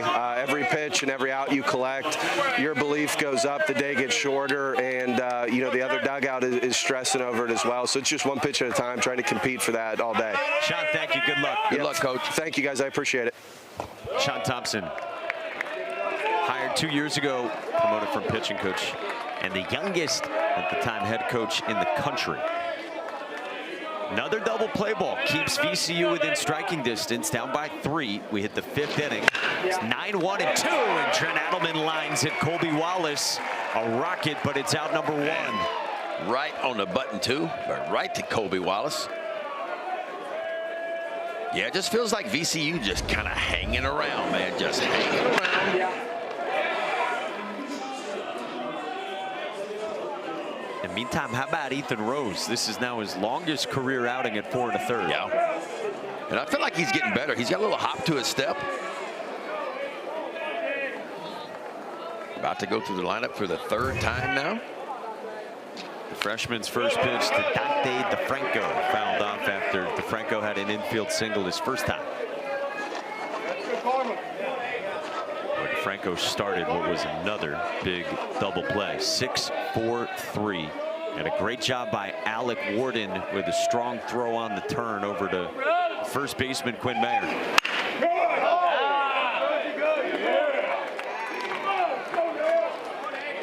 Go from bases loaded, 1 out, to getting off the field. That was such a huge pitch and a huge turn for VCU. Keeps them in the ball game.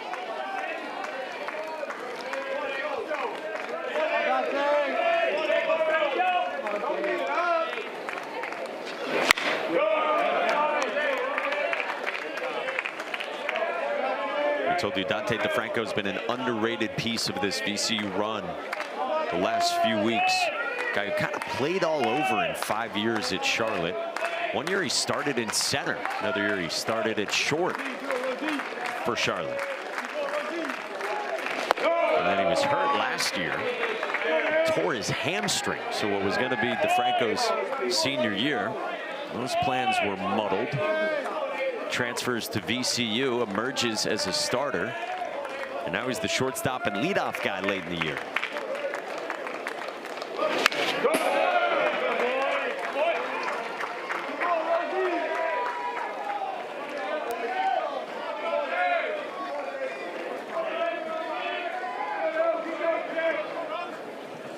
How about Ethan Rose about to throw his 80th pitch? Yes.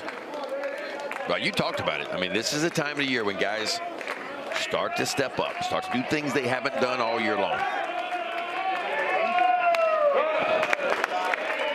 And all we had seen this weekend from Rose previously was 2 batters Friday against Tennessee in the 12th inning, 2 singles. Then yesterday against North Carolina came on in the 5th inning. Got the 1 batter that he faced, just 2 pitches. And all of a sudden, here he is, 80 pitches, 5 innings deep in this game. Throwing his 3rd consecutive day. How about that? Goes up to 88 miles an hour and a little bit higher arm slot. So showing a little something different the 3rd time through. A slot shifter.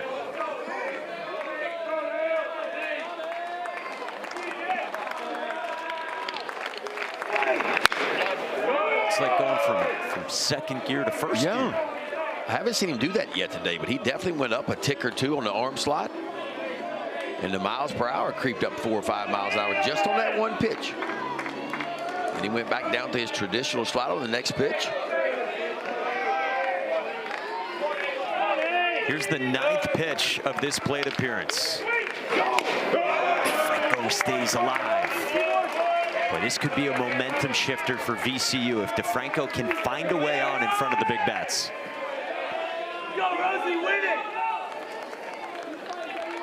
DeFranco normally very good at getting on base. And that's exactly what he's trying to do here. 10th pitch of the at-bat coming. 2-2. I think this is the longest plate appearance we've had in this entire regional.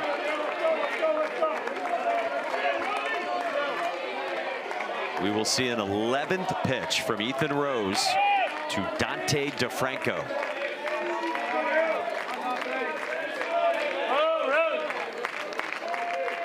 Payoff. On the ground left side. Nick Parham circles long. Throw! Go! What a play! That was so close, but what a big time play by Nick Parham. VCU will challenge. Virginia Commonwealth is challenging the out of first base and plays under further review. It's one play in the top of the 5th inning, but this feels like more for what it could mean for VCU or East Carolina stifling this. Boy, watch Nick Parham, man, all the way, and he does just enough to circle this ball. Could have come on the backhand side, but he circles it, and a beautiful throw over to first base. A big time stretch by Austin Irby. Out or safe? What do you guys think at home?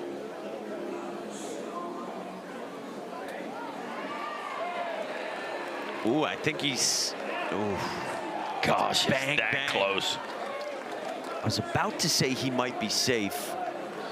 I mean, long stride, just reaching for the front part of that bag.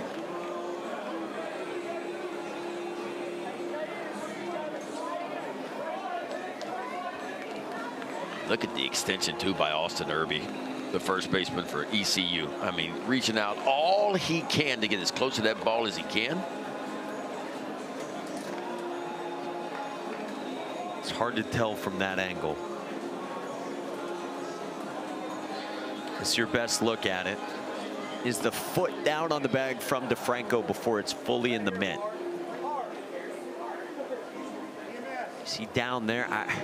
Man. But at this point, the ball's in the mitt.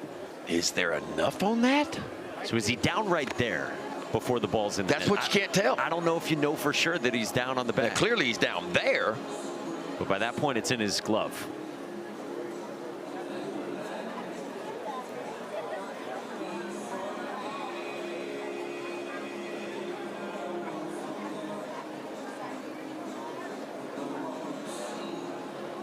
This might give us a good look.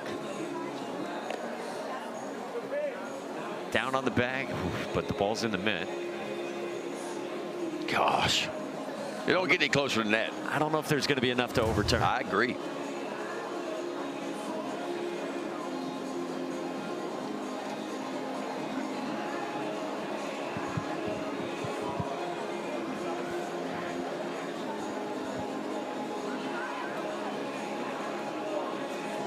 Big moment in this game, too.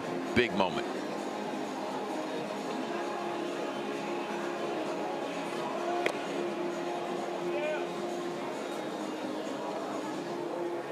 Man, what a play by Nick Parham, junior from Asheville, who Cliff Godwin said to us, of all of our players, Parham's the one that's just a defensive shortstop who, because of that, basically won the job. I love how he circled that ball just enough to get a little bit of momentum going towards first base.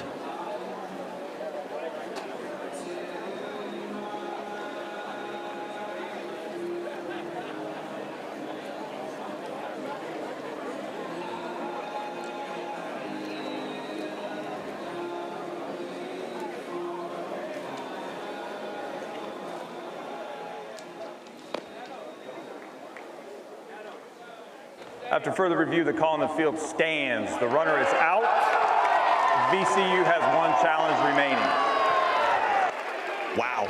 Just wasn't enough there. And look, if the call would have gone the other way, I don't think you can overturn it either. I mean, that's just one of those 50-50 balls. At the end of an 11-pitch at bat, Dante DeFranco sent back to the dugout by Nick Parham. And I'm with you. I think either way, there just wasn't enough to definitively overturn. That is a huge moment in this game. I think he just said, we have replay and we still got it wrong, if I'm lip reading correctly. I probably would have said the same thing if it was me. I believe that's exactly what Dante DeFranco just said. Yeah, you can see it again. I think if you watched our excellent breakdown of why they arrived at the call that they did, your excellent breakdown, I think you might see it. Of course, we are unbiased observers of this, and now it's 1-1 on Michael Petit with 2 outs and the base is empty. And all of a sudden, Ethan Rose has retired 6 in a row.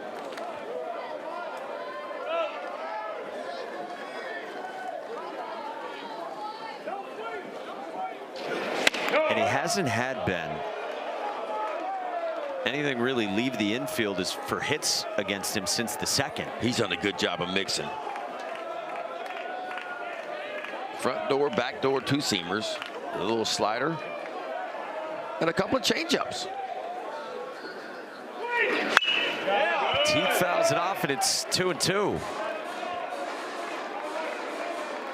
Yeah, Rose started mixing in a couple of those changeups his second time through the order. 90th pitch for Ethan Rose, pounding his chest. 90th pitch coming in 51 was his season high. Just to kind of give you an idea of the job that Ethan Rose is doing. Bouncer to second at Braden Burris. Tip of the cap to Ethan Rose. Getting it done, man. 7 in a row. To the middle of the 5th we go. Saying, yes, sir. ECU is what he is saying.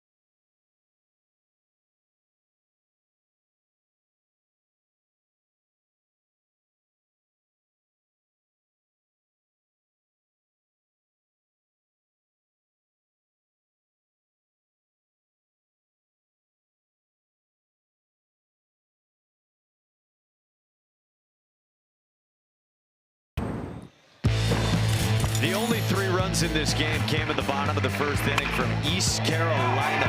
Austin Irby drove in 2, and that's been plenty, Big Ben, for Ethan Rose. Yeah, I tell you what, and all 3 runs came with 2 out, and then fast forward to Ethan Rose, man. Had some traffic there in the first couple of innings, but now all of a sudden he's retired 7 in a row, and somehow he is getting better. And he's doing what he does best, keeping the ball on the ground and letting his defense play behind him.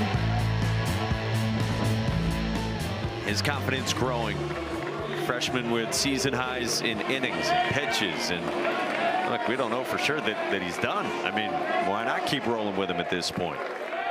See if you can get one more. I think you got to ride him till he gets in trouble. Davin Whitaker bats for East Carolina. They've got 4, 5, and 6. They have threatened adding more. They stranded 2 in the 1st, 1 in the 2nd, 1 in the 3rd, 2 in the 4th. But they haven't been able to get any more breathing room against VCU. A strikeout looking and a fly out to center so far from Whitaker. Yeah, last inning was a huge inning for VCU. Bases loaded. ECU had the bases loaded with just 1 out, but bounced into a 5-4-3 inning double play.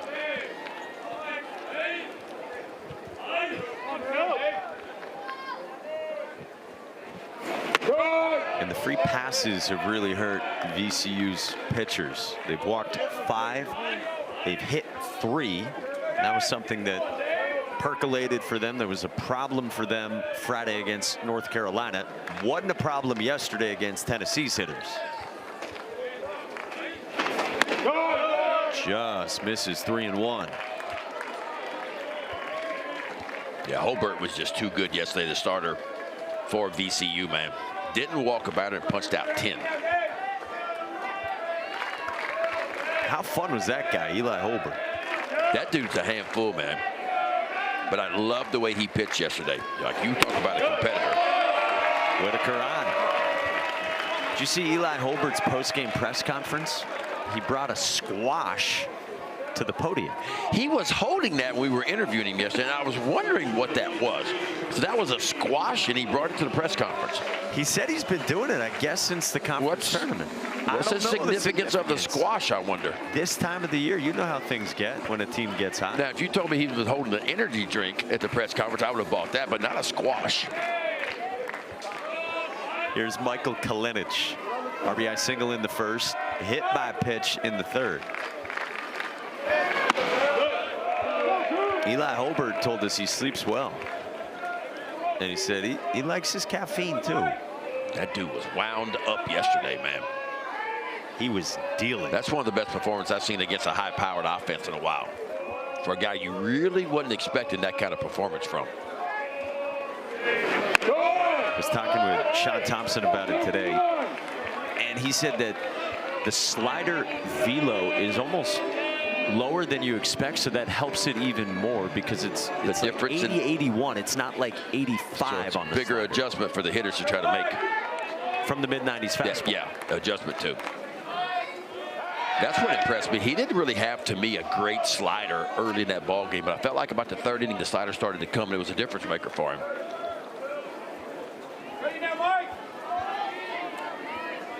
Meantime, right now, it's been Cooper Campbell since he came on in the first inning. He's done a great job stabilizing this game.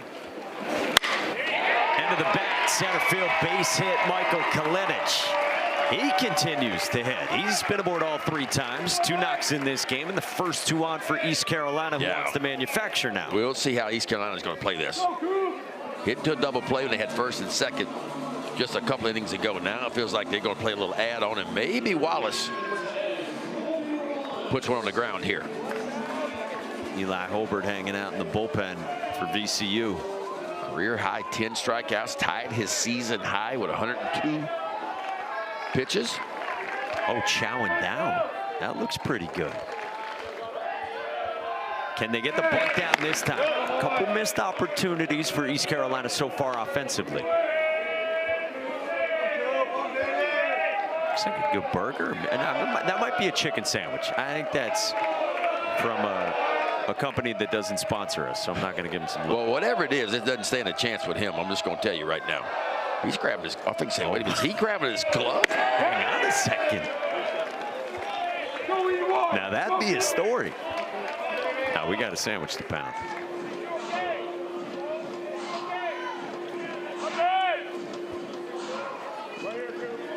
Colby Wallace was trying to get it down for East Carolina. Ball and a strike on him. He's been hit by a pitch and has struck out. Bunts it foul. Missed an opportunity again. Normally ECU's pretty good at doing this. They tried it with Sabater in the second inning, and then remember he bounced into that 6-3 double play right over the mound. You keep it on with 2 strikes. That might be what this conversation is about. There is some swing and miss with Wallace. We've seen that this weekend. So do you just try your hand on one pitch getting it down? I wouldn't be shocked if they tried it even in a 2-strike count. Just depending on where the trust factor is.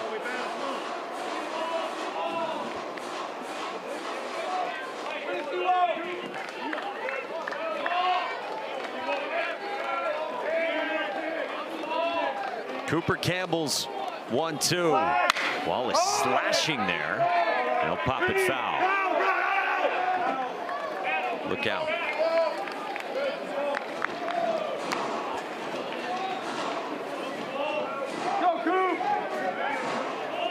Little Mississippi State representation. Yeah. Huh?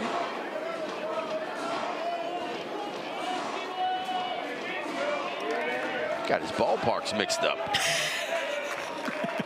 Just a little off.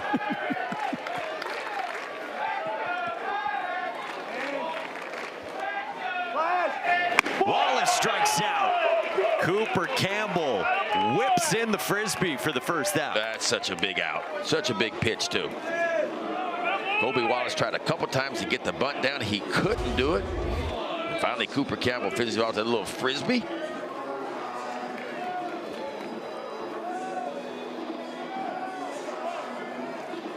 Man, Cooper Campbell just competes. Yeah, that Frisbee feel like, when you look at it, it just never gets the home plate.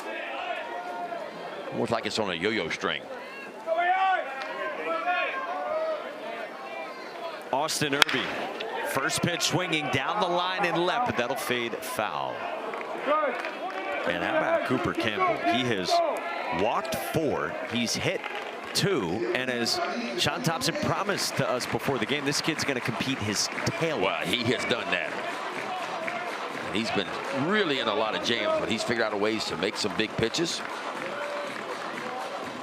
No runs yet, 4 walks, 3 strikeouts. Lynchburg, Virginia native, 6'2", $160, who's gone as long as 5 1/3 this year. So far today, he's gone 3 2/3. Irby on the ground into right field, a base hit. Davin Whitaker scores from second. Insurance for East Carolina. Boy, and Austin Irby having himself a big day for ECU, man. 2 for 3, now 3 RBIs on 2 hits. And there's a little add-on.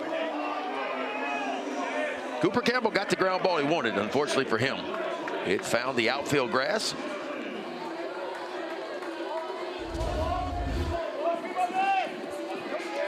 Really nice there. Just kind of stays on it, hits it hard enough to get it through the infield between Warden and Mayer.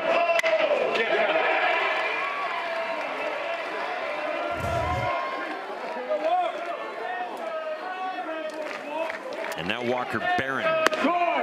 Frisbee for a strike. Pitch count approaching 70. And so here's another one of the best options for VCU and Dawson Newman, who we saw all Friday. Yeah, Newman threw 52 pitches on Friday.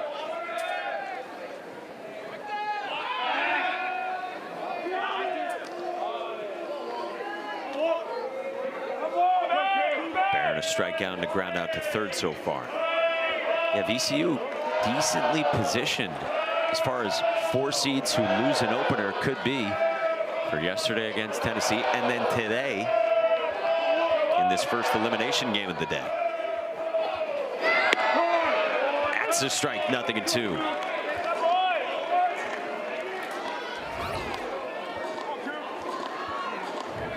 Campbell's given length this year. Pitched a lot, we told you, in the conference tournament. Outings of 79 and 57 pitches in the tournament. Was also up near 60, 63 and 59 a couple times early in the season.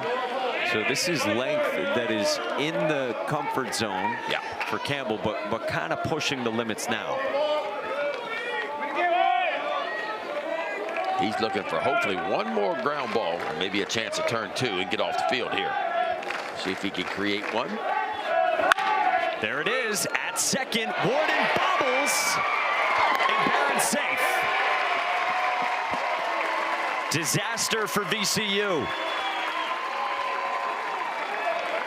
Boy, Cooper Campbell made a perfect pitch, and he got the ground ball that he wanted.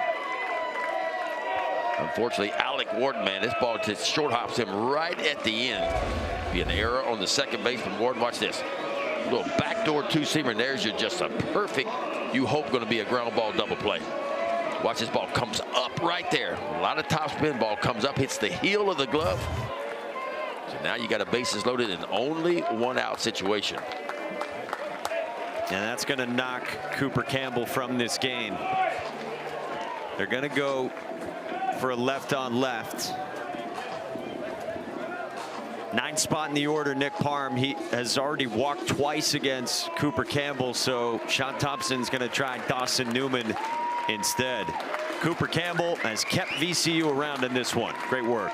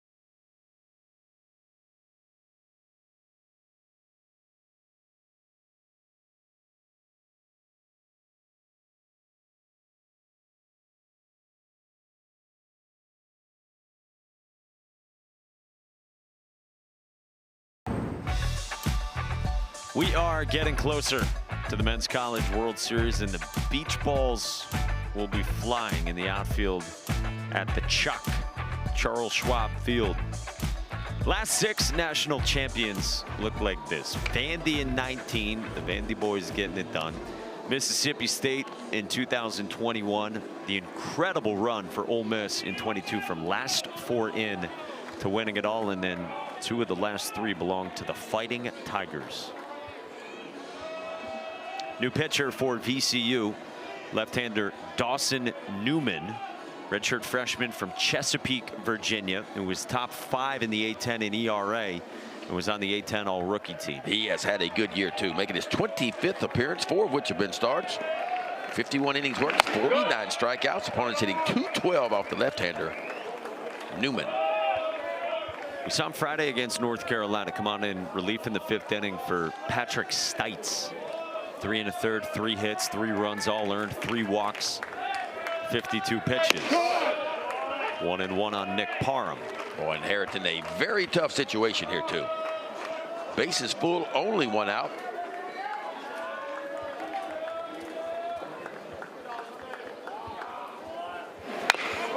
Roller foul, 1-2. Michael Kalinich singled. Austin Irby had a run-scoring single to right, and then Walker Barron just reached on the error by Alec Warden at second. Boy, Newman needs a strikeout right here and right now.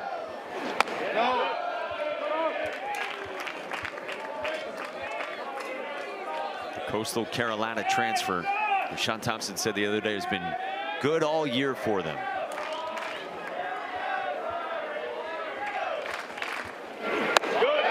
Full count, nowhere to put Nick Parham, who's been patient all day. And Sean Thompson frustrated.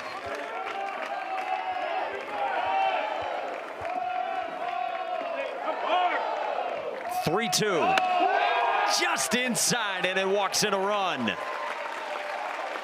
How about Nick Parham? 3 walks today.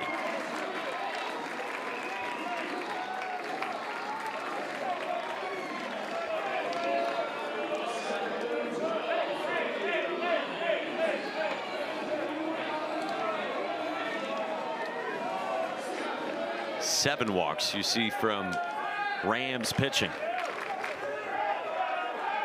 Back to the top, Grady Lenahan. He's earned 2 of those 7 walks, and he also got hit by a pitch in the second.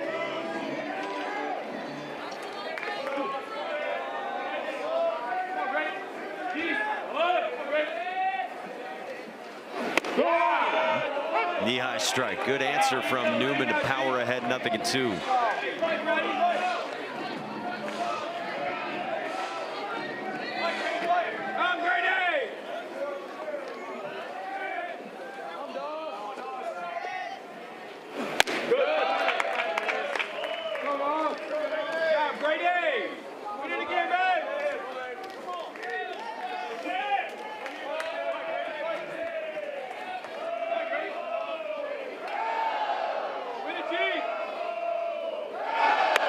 2 balls and 2 strikes on Lenahan. Not enough strike throwing today from VCU. No, 6 walks, a lot to deal with.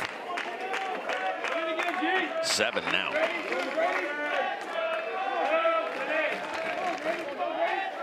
Two. Lenahan lines it foul. You see all these East Carolina hitters, man, when they get to 2 strikes, they kind of pound their chest a little bit. I wonder if that came from Jake Gautreaux, because remember, that was a thing at Mississippi State a few years ago when they won their national title. Swing and a miss. Newman gets a much-needed strikeout of Lenahan for out number 2.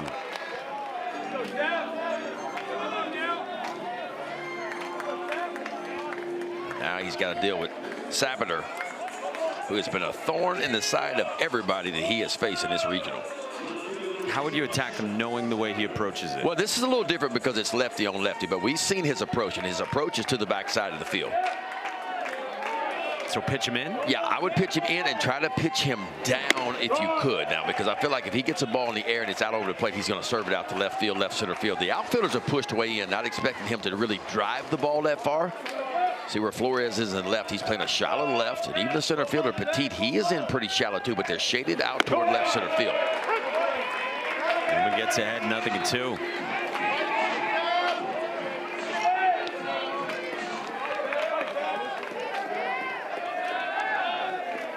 Let's go, Chad.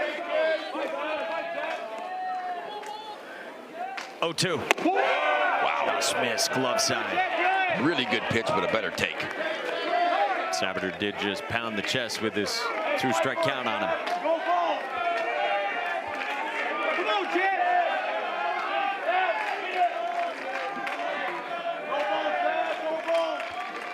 1-2. Sabater spoils the curveball. That's what he does, man. Good, Chad, good.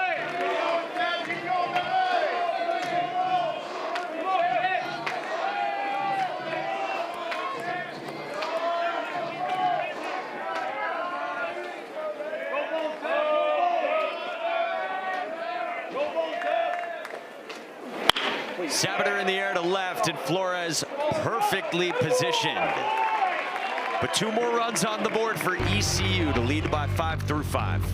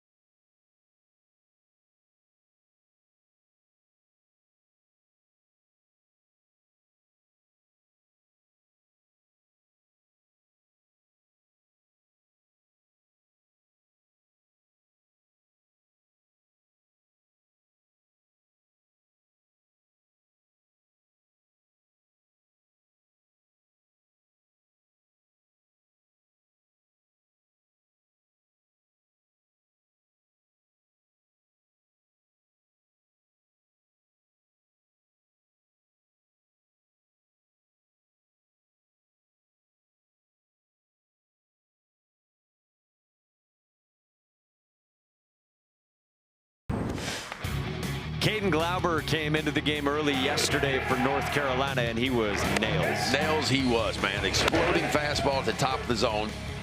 A really good frisbee, kind of working down and away. He was as good as advertised. I'd heard a lot about him. I hadn't seen him in person, but it was impressive. And so North Carolina, because of that, because of Walker McDuffie in the 9th inning, got to 2-0 and is in the regional final. And if North Carolina wins tonight against whoever wins this game we're watching currently, then North Carolina will advance to a super regional next weekend. Scott Forbes has a lot to like. He is very loose at this time of the year. exudes confidence with his players, puts a lot of trust into them, and wants them to be free. And he has built and continued on a heck of a program for North Carolina, just humming the last few years. Well, what a great job by Ethan Rose for East Carolina. He goes 5 innings, and now he gives way to Brett Antolik, redshirt sophomore righty from Pennsylvania. Second year with ECU. He's dealt with a couple hip surgeries after he started his career at Texas A&M. Yeah, he threw 47 pitches on Friday. Making his 12th appearance of the year. Does have 5 starts. He's only worked 17 1/3 on the season, though, but he can strike you out. 28 strikeouts versus 8 walks. But opponents are hitting 320 off the right-hander, Antolik. Look at his stuff. The fastball's a good one, man. Fastball's a mid-90s fastball. Show you a little slider, a curveball, and a changeup as well. Can't say enough about Ethan Rose and the job that he did, man. 90 pitches. Remember, his season high before today was just 51 pitches. 5 shutout innings, only 1 walk and 3 strikeouts.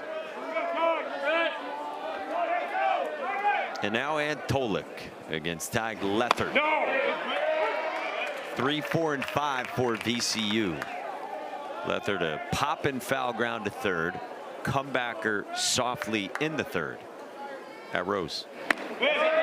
Buckles there against the split that we saw so effectively from Antolik Friday when he worked the final 2 2/3 of 1-run ball with 5 strikeouts. This guy was huge. He only throws his split typically about 10% of the time. That's a good one right there.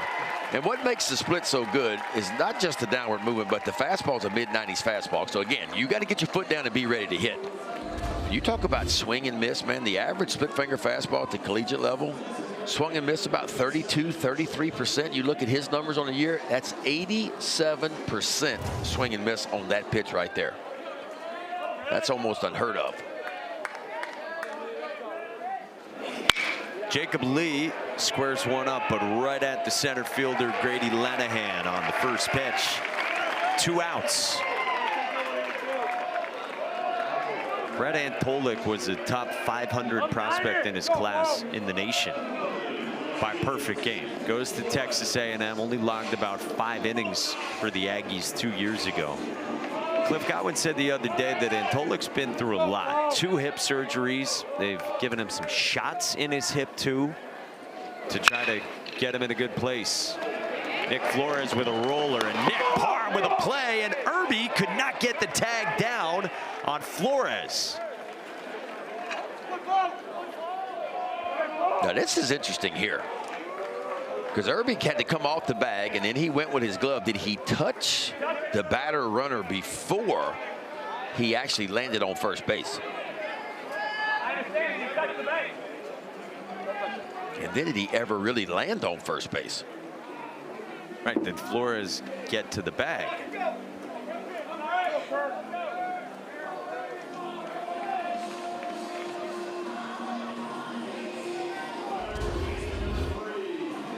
So he comes off the bag, does Irby, and then he puts the glove up. But yeah, nah, right there he tries. Yeah, he got to the bag. Oh, wow. Well done. How do you do, Nick Flores? That's pretty athletic. That's very athletic. He had to avoid Irby while trying to step on first base.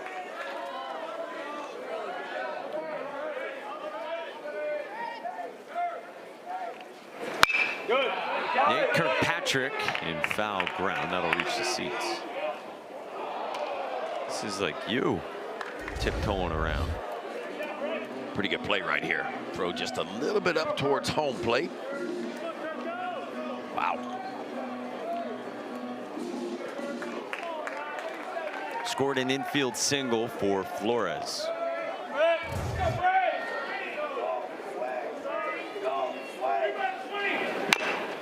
Chopper foul, and it's 1-2 on Kirkpatrick after VCU's first hit since the third. Dante DeFranco had an infield single behind the mound to lead off the third. Flores has one here in the 6th.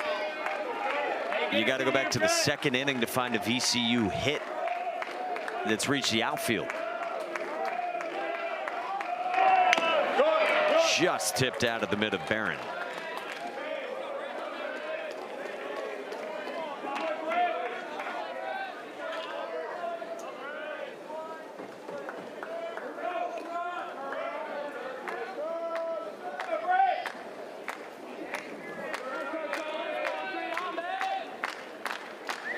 just down, and Kirkpatrick goes to one hand on the bat to plead his case that he didn't offer.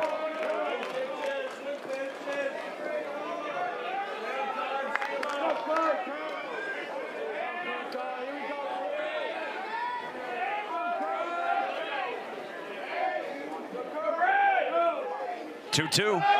Kirkpatrick spoils it. Pretty good at bat going on here.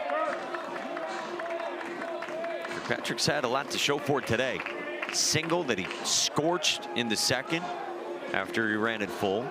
Then he laced the ball to lead off the fourth inning to left, but he kind of top spun it at Jeff Sabater.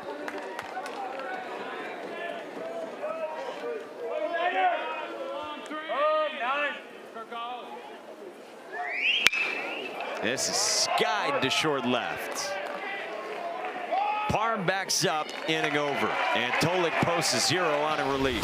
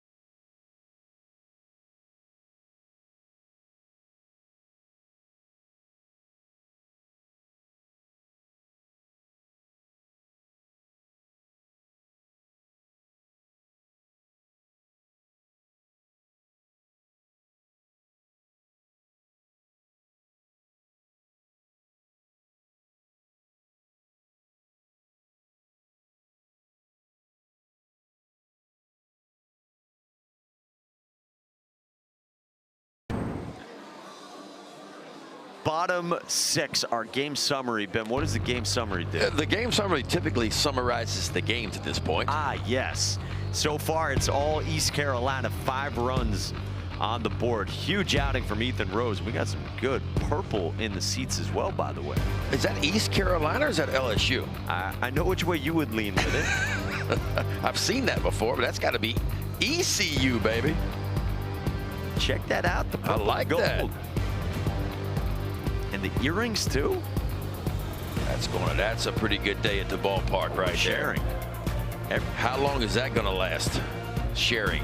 What do you think of Dippin' Dots in general? I like Dippin' Dots. Okay. Do you prefer it to regular ice cream? No, it's hard. I mean, if I'm going to eat a hot piece of apple pie, I like a little vanilla ice cream just kind of right over the top of it. Yeah. If Mimi's got apple pie on the Oh, menu. my goodness. That's a good day. Braden Burris tried to bunt to begin this bottom of the 6th. 3, 4, and 5 for the purple and gold against Dawson Newman.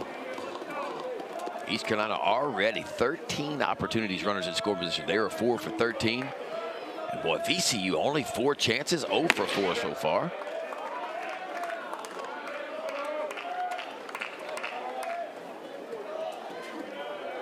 Burris, his last time, rolled into a 6-4-3 double play at Dante DeFranco.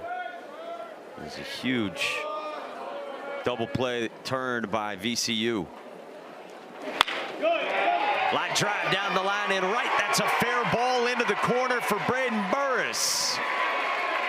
He just keeps on doing it. Leadoff double. 7th base hit of this regional for Braden Burris. 6 for 10 going in this game. Now make it 1 for 3 in this one. And I love, and I keep saying this, but I love the approach from ECU, man. You pitch them away, they're going to hit it away. You try to get it to the inside part of the plate, they're quick enough to get the barrel to it. He just laces this to the backside of the field.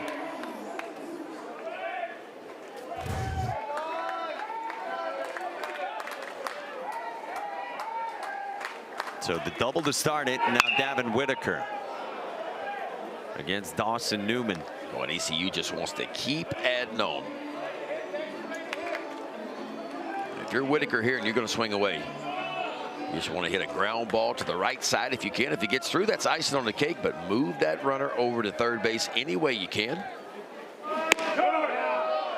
Obviously, the more they score, the more pitching you can save, the more leverage arms you can save if you do get 2 tonight.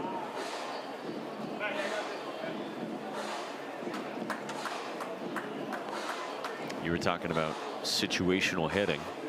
These are numbers you always look at. Yeah, leadoff batters getting on is always a key for me. Runners in scoring position is another one as well. And how do you perform with runners in scoring position? And your situational hitting, and this is a perfect example. You'd love to get a base hit, but the idea is to move him to third base less than 2 out.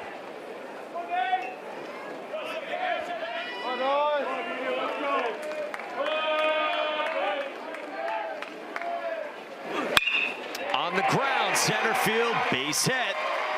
Davin Whitaker. He scores Braden Burris. 6-0 ECU. ECU, man, they perform well in these situations. We talked about them on the season, man. 320 team batting average, runners in scoring position. And they're pretty much right on the mark from what they've done all year long.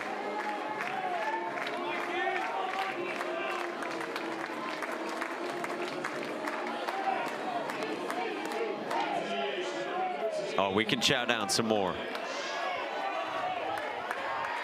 They're hoping those are celebratory Dippin' Dots. We're just inspecting the spoon. Just don't eat it too fast. We got a good pace going. Here's Michael Kalinic. First pitch swinging, and this one will angle off foul. Kalinic has had himself a good day, too. 2 for 3 with an RBI. Been on base all 3 times. Or actually 2 for 2. Got hit by a pitch.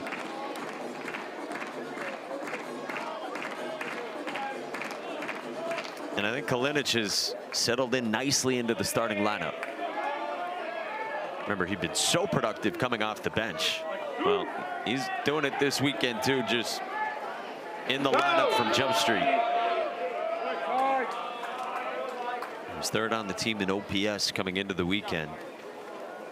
And look out on the catcher's mask behind the plate there. We almost had some carnage. We almost had a bad ankle right there.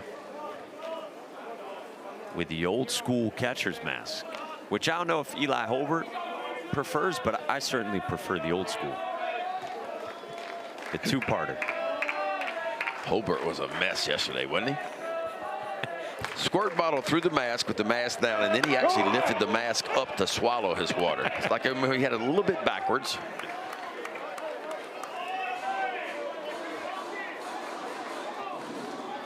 But I'm telling you, man, the 2-part catcher's mask that the home plate ump and the catcher Tag Lethard have, that's for me.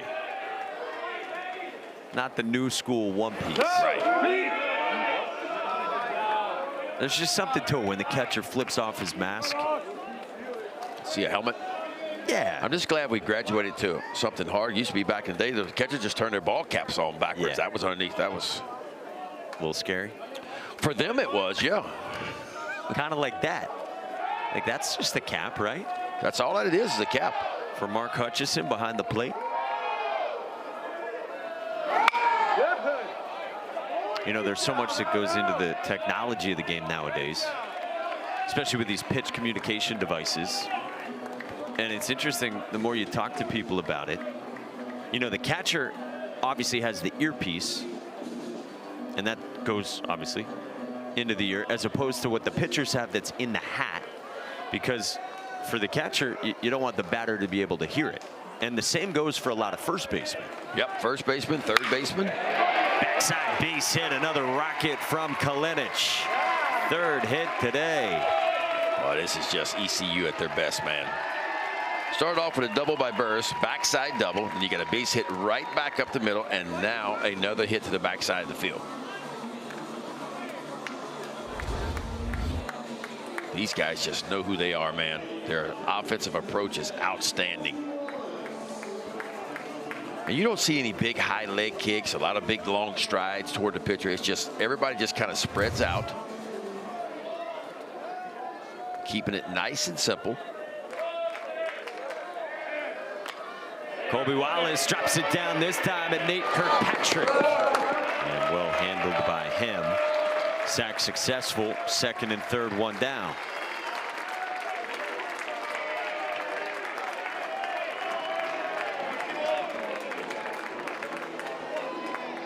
Kirkpatrick over at third base. That's a nice play. This is not an easy play. Watch how hard he comes. Catches it right off of his glove side. A nice, strong throw to the first baseman, Mayer. All right, so now your defense has got to push in. If you're VCU, man, you just can't give up any more runs. Like, you got to draw a line in the sand right now. Oh. That leaks on Newman with a fastball to hit Austin Irby, who had already driven in 3. So now they're loaded and just one out. Too many free passes from VCU. Yeah. And East Carolina's just too good. They're just too good of an offense to keep giving extra opportunities to. And Sean Thompson's going to make a change. They knew that Newman would have to go a little bit shorter today because he went 52 pitches on Friday. He hands it off. Hunter Gottschall comes on, junior right-hander for the first time in this regional next.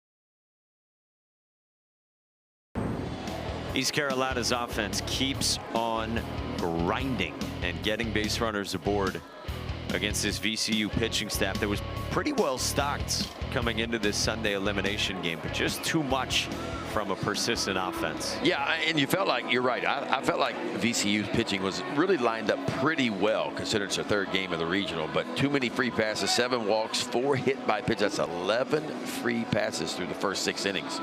We're not even through the 6th yet. New pitcher comes on for VCU. It's the 6-foot junior right-hander from Peyton, Colorado, Hunter Gottschall. Gottschall making his 19th appearance. He's been a starter too. Got 10 starts under his belt. 46 2/3, 40 strikeouts.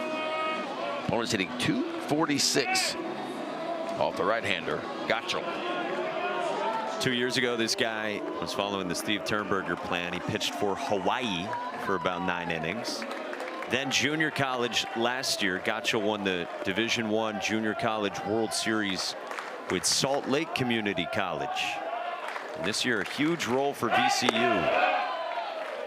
Walker Barron's the batter with the bases loaded. Gottschall fastball is going to be in that 88 to 90, maybe 91 range. Slider, curveball, and a changeup, so a true 4-pitch mix.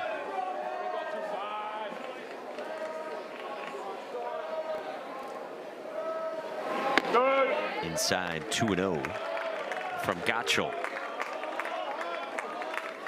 Gotchel in the conference tournament last Friday. Came on in relief of Cooper Campbell. 2 2/3 1-run ball in a 1-run loss to Rhode Island. Came back Saturday for an inning. Barron in the air, right field. That's deep enough to back up Trent Adelman. And scored Davin Whitaker and make it 7-0. He's trying to put on a clinic, man, when it comes to situational hitting, aren't they? It's just every time. I just think it's their approach, man. And Cliff Godwin and Jake Gautreau has just kind of beat it into them. Hey, know who you are, know what we do well. And when you try to do too much at home plate, that's when things get a little bit sideways. Stay within yourself, and we're going to play small ball. And, boy, they have done it today. Bobby Austin in there as well. Does a great job with Jake Gautreau and the whole hitting group. Nick Parham, the batter.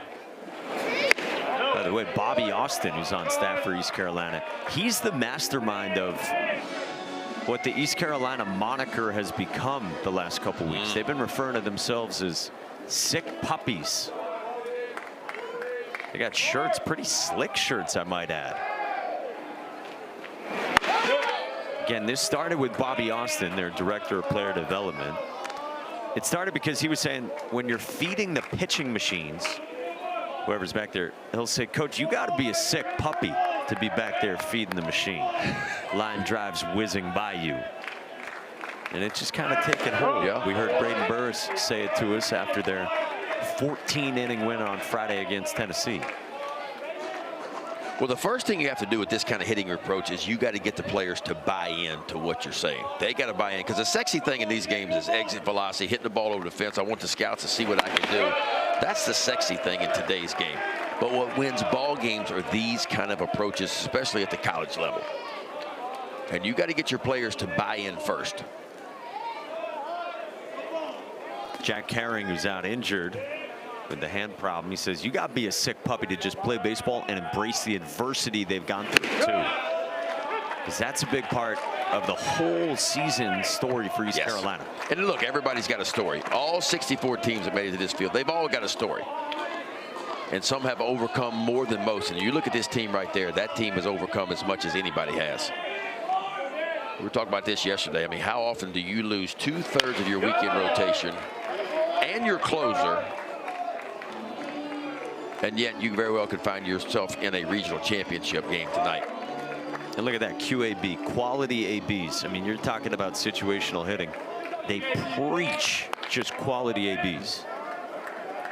And a quality at bat, just so you know at home, it doesn't mean a base hit. A quality at bat could mean a 7-pitch, an 8-pitch at bat, you know, hitting the ball hard. All those are quality at bats. That's quality from Nick Parham. Locked in out of the 9th spot. The throw from Adelman does get Austin Irby, but Michael Kalinich scores and adds another for East Carolina to make it 8-0 through 6. Quality up and down this lineup, including from Parham and Kalinich.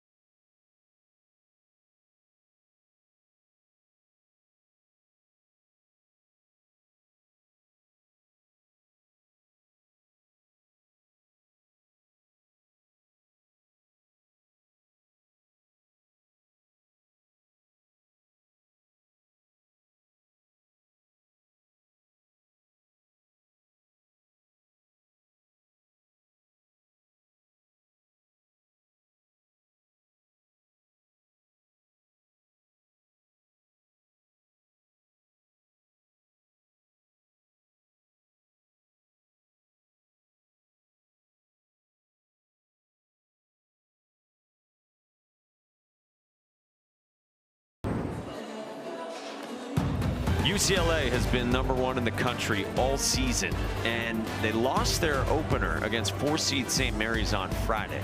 Then Saturday, they're down 5-3 as the home team, going to the bottom of the 9th inning against Virginia Tech.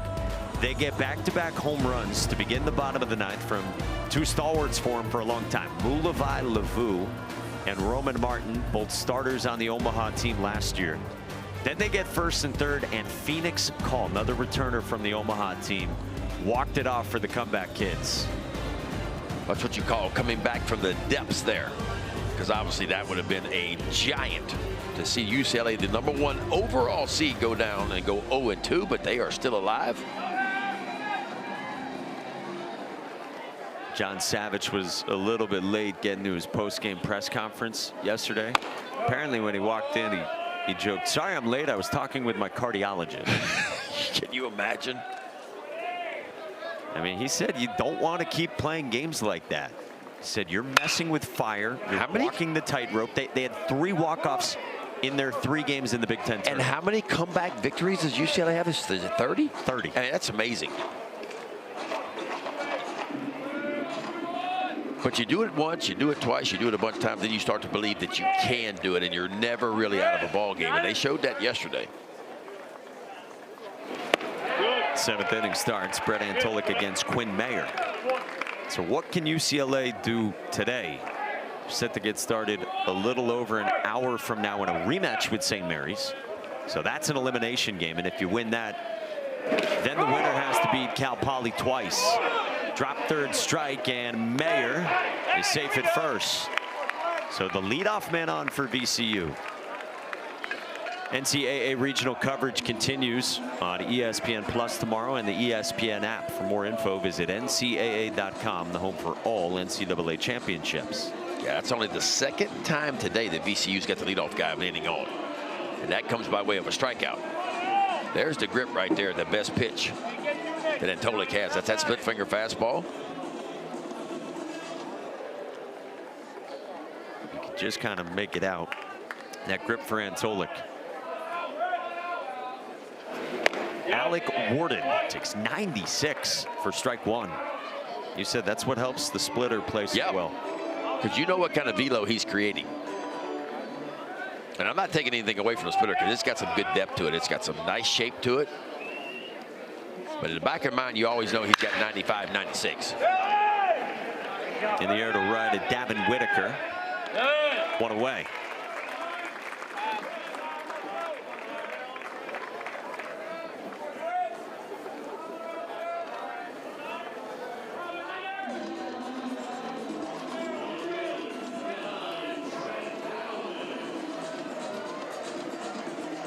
Trent Adelman now in the 9th spot.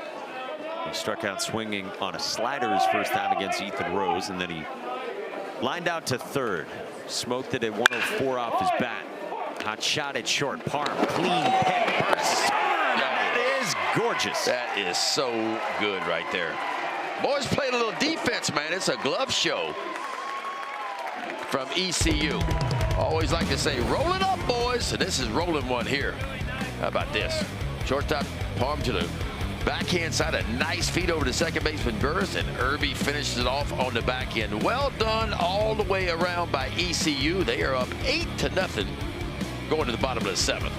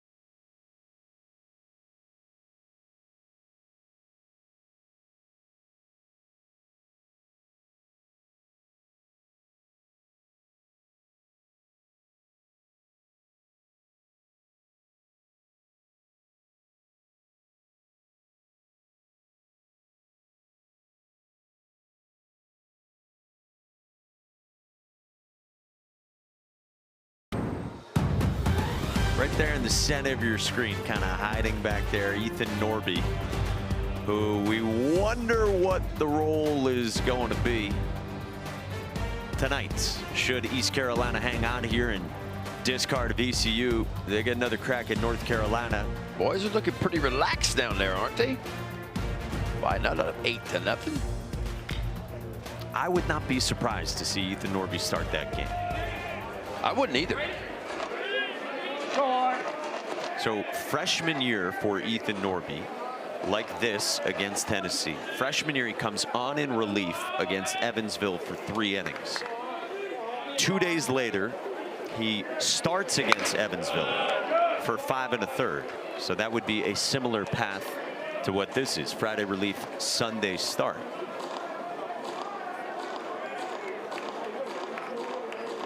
Norby threw, what, 65 pitches, I think it was? 65, 62, something like that. Grady Lenahan against the reliever for VCU, Hunter Gottschall.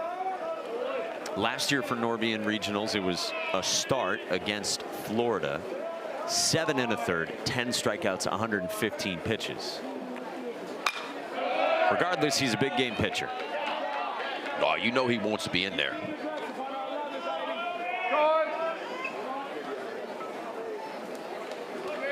And again, was prepared to pitch yesterday had East Carolina tied it against North Carolina. Yeah, 65 pitches, like you said, Friday against Tennessee. 4 2/3 in relief, 1 run, 2 hits, no walks, 8 strikeouts.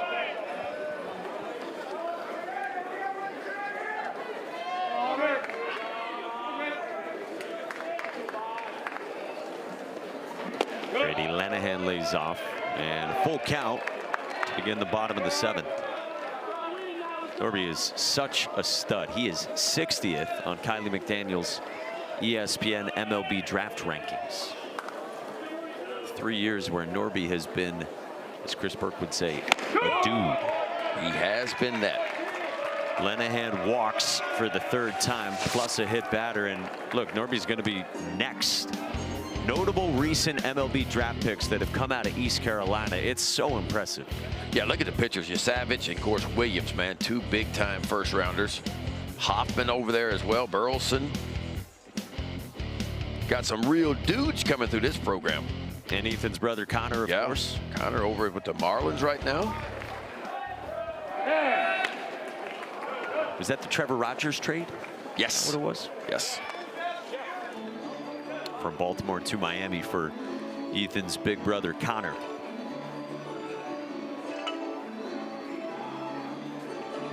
There you go. There we are. That's pretty neat. And then Alec Burleson, who you saw, Silver Slugger with the Cardinals last year. Sabater bunts, Kirkpatrick a hound on it. Lenahan up to second, and there's 1 away.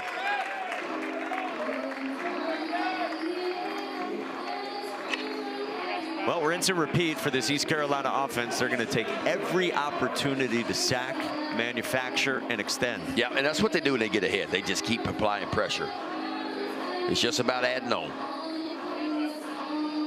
Man, this guy's been so impressive. Heard a lot about Braden Burris the last 2 years. Hadn't seen him with my own eyes. It's just consistent hits, production. It's maybe not the gaudiest, let's say, exit velocities, but man, he's a ball player. Braden Burris walked and scored in the 1st and then doubled down the right field line to lead off the 6th, and that jump-started a 3-run inning. He's their best bat-to-ball guy in terms of in-zone contact. He rarely swings and misses. He does a lot of that into left field. It's a stop sign for Grady Lenahan. It is an 8th hit this weekend for Braden Burris. Boy, Braden Burris just keeps on hitting.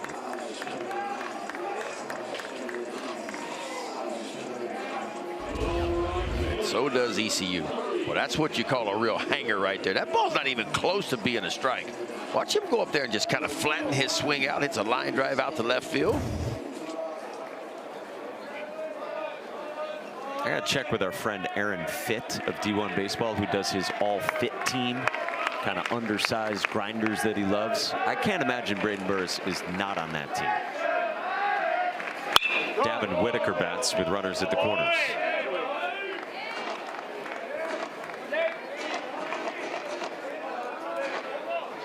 Lenahan walked to start this inning, and then another base hit for Burris. There you go. East Carolina 6 for 15. Risp. Yeah.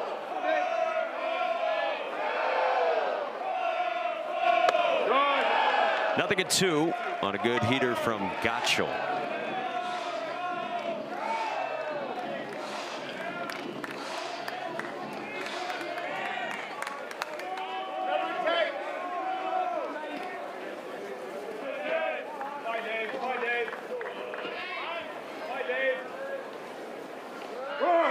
Whitaker trying to lay off, and this one gets past Leffert, and Lenahan scores.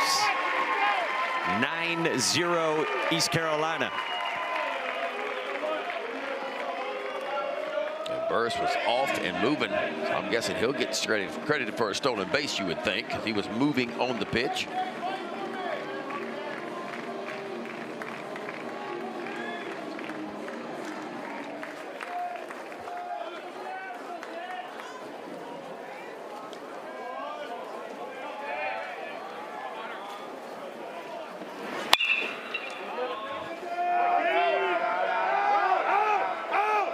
And you think about how many 2-strike pitches East Carolina has fouled off to. I would bet it is a large total.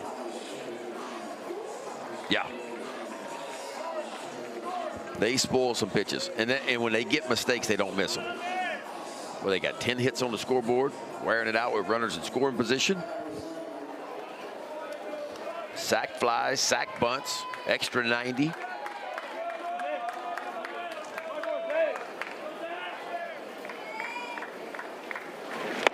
A strikeout of Whitaker. Well done by Gottschall with what might have been a split there for out number 2. They're talking with Jake Gautreau, who you just saw in the dugout. He was telling us pregame, this offense will fight you. That's kind of the identity of them. That's what they do. I mean, I think Gautreau brings a lot of that with him, but it's also this program too. And even before Jake Gautreau got here, I mean, that's the way Cliff Godwin coaches. That's his bunch. A bunch of just, we throw around the term grinders all the time, but that's what they are, man. Now Michael Kalinic pulls one into the right field corner, and it drops down for a base hit. Burris scores, Kalinic keeps raking, and has a 4-hit day. How about Michael Kalinic, huh? 3 singles, now a double, couple of RBIs, and it is palms up right now.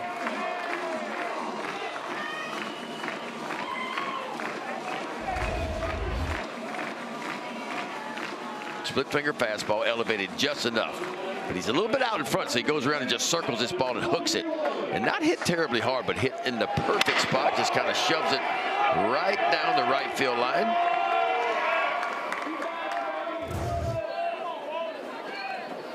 And now Colby Wallace.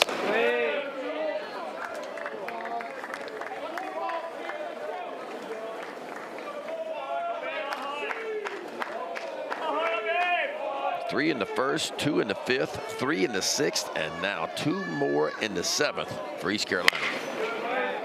Chopper foul from Wallace. Hit by a pitch in the first, 2 Ks, sack bunt in the 6th. As they angle toward a rematch with North Carolina.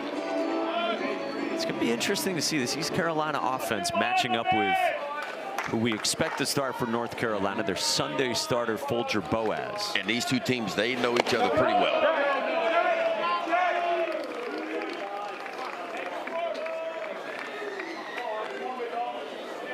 Can they grind on Folger Boaz? And Caden Glauber threw 67 pitches yesterday.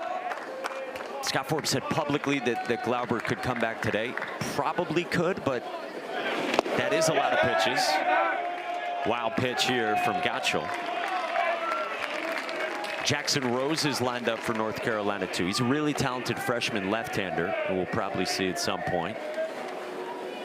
So you got those guys at the outset, Boaz and Rose, Matty Mateus, Walker McDuffie probably available. But what can East Carolina's lineup do against them? Yeah. Well, North Carolina, if I got it right, they've used, what, a total of 5 pitchers in their first 2 games? Yeah. 5 pitchers, that's all they've used. 3 on Friday, 3 Saturday, including a repeat. Wallace strikes this one well in the air to deep center, and Michael Petit runs it down to end the inning. 2 more in the 7th, 10-0.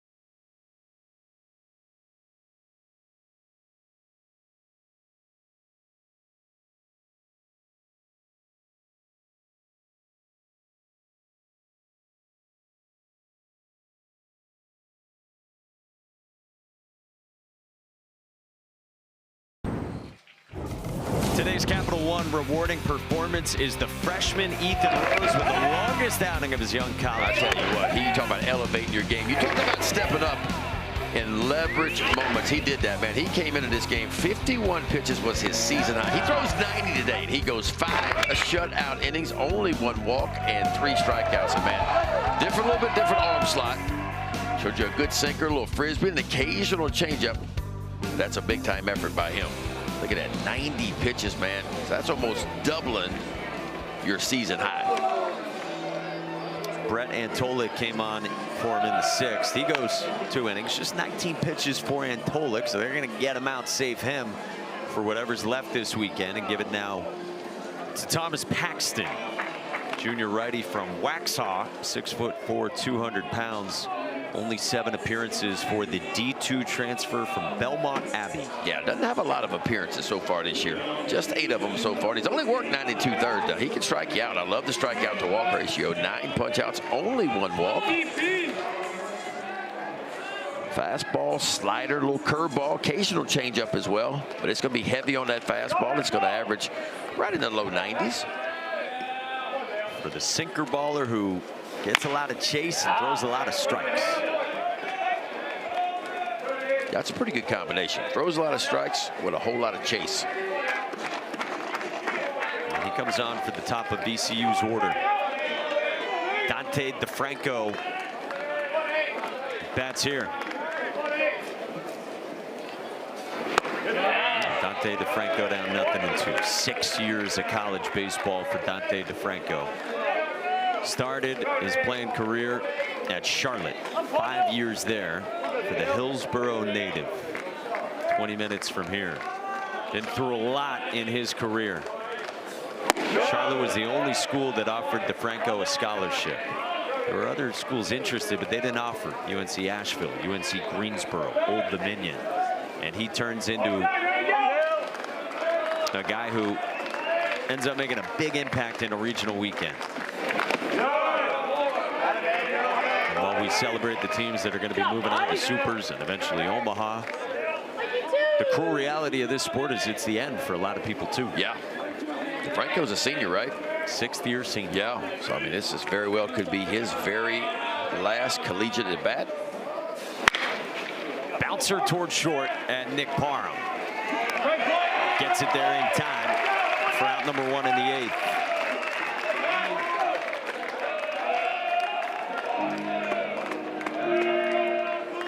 What a job by Sean Thompson in his second year on the job. The 21-win improvement, kind of restoring back to what VCU is used to being. It's a really proud program. They could have been a 3 seed in this year's NCAA tournament, and you feel like they have stabilized after a rocky year last year. Yeah, and the biggest improvement was their pitching staff to me. I mean, last year their ERA was right at 7. This year it's 4.50, so 1.5 runs per game better. The offense got better. The defense, every facet of the game got better. And in 21 game improvements, you don't hear about that very often.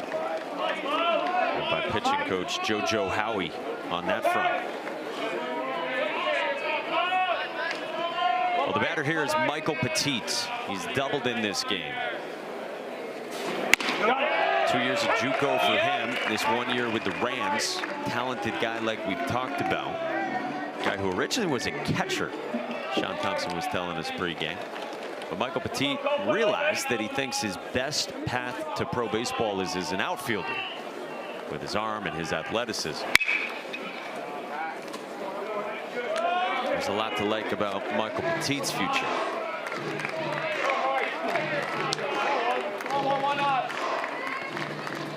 Played JUCO ball in Miami-Dade with David Ortiz's son, D'Angelo Ortiz. It's a Miami-Dade program that this year was in the Junior College World Series. Sean Thompson very close with the Miami-Dade head coach from when Sean Thompson was at Florida International as the pitching coach. Landed a really good player in Petit.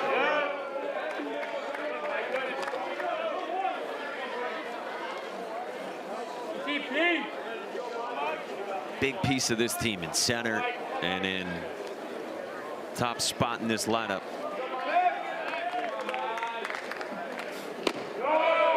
Just down. Competitive take in a 10-0 game. Gotta love it. Just not giving in at the end. Neither one of these teams is going to give up.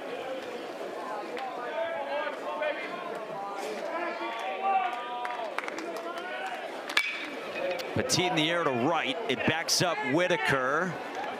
And he makes the catch for out number 2. This ballpark has played big this weekend. Yeah, we walked in here. I hadn't been here before, but I said this from ballparks I normally sit at, especially in the SEC. This is what I call a more fair ballpark. Felt like many years ago when the BB Core bat came into play, a lot of the programs around the country moved their fences in because offense was hard to create when the BB Core bat first got there. I mean, that's 103 off the bat. The way it was hit, a lot of places this weekend, that ball's a home run. Yes. From Michael Petit Oppo. I can't remember how many home runs they said was hit the first couple of days in regional, but a lot. A lot. Ball flying out of the ballpark everywhere, but not so much here. Like, you got to get it. We just showed you how it bellies out a little bit, or bellies in, I should say, out in right center field. That's the most gettable part of this ballpark. Ty Lethard bats here with 2 outs and the base is empty.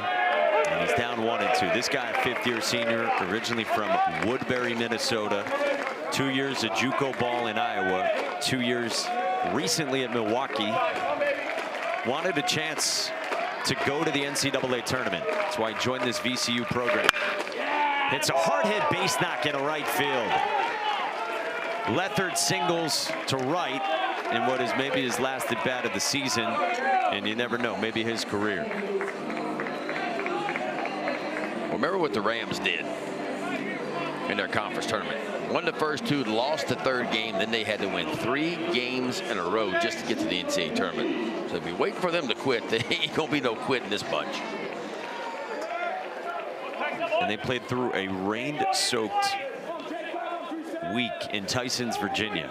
I mean, 6 games. Jacob Lee sharply to short. Parham gobbled and got it over there in time to end the inning. Middle of the 8th inning in Chapel Hill.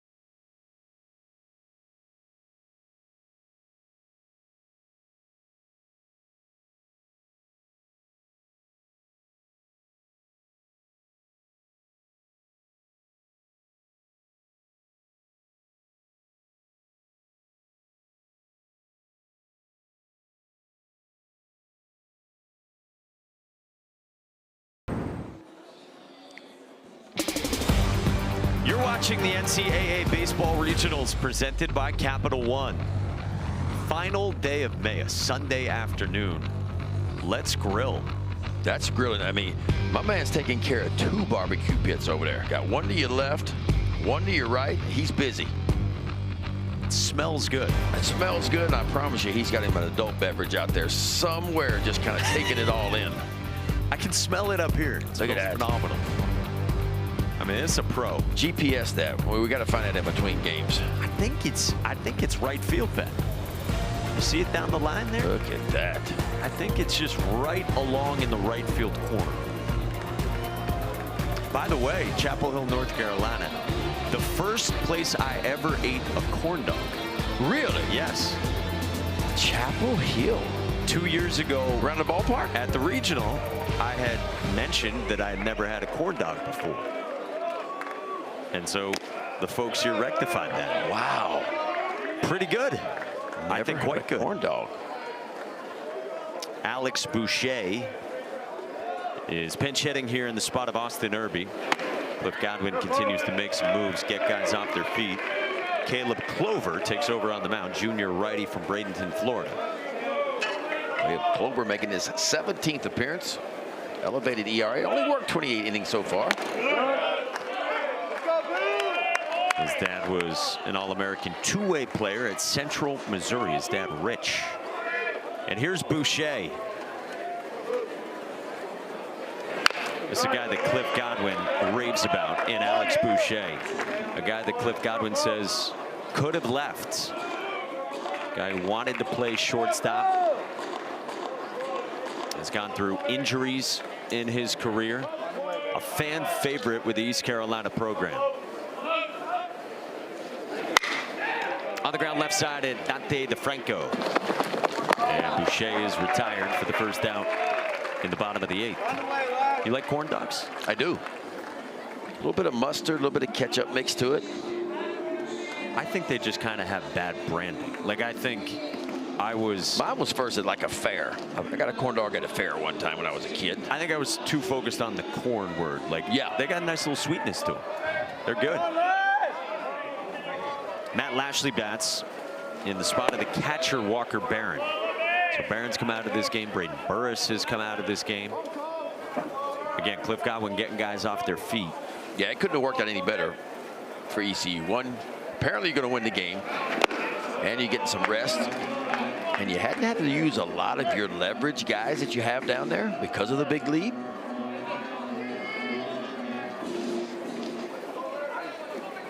Well, if this holds, I think we're going to have a good game tonight. I really think East Carolina's going to give North Carolina everything they want, and maybe then some. They are carrying a lot of momentum. Yeah, I think it is shaken out about as well as you could hope for Cliff Godwin for a Sunday morning game. You get 5 innings out of Ethan Rose as Lashley strikes out. Not for nothing, it's also not as hot as the last 2 days, so a little bit cooler. Maybe keeps you guys a little bit better rested before tonight. Ethan Rose was large.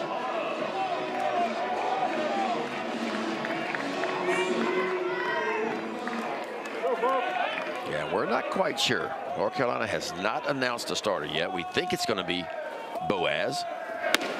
Scott Forbes said after the game last night that he was thinking that's what he would do. He didn't confirm it with 100% certainty. Jackson Rose, the talented freshman lefty we mentioned, a possibility too. 2-0 on Nick Parham. Yeah, because Boaz has not had a great year for North Carolina. You look at his ERA, it's north of 7. And his opponent's batting average, opponent's hitting .330 off of Boaz. On the ground at Dante DeFranco. Up with it at short. He's played a great short this weekend. 1-2-3 for Caleb Clover. We go to the 9th.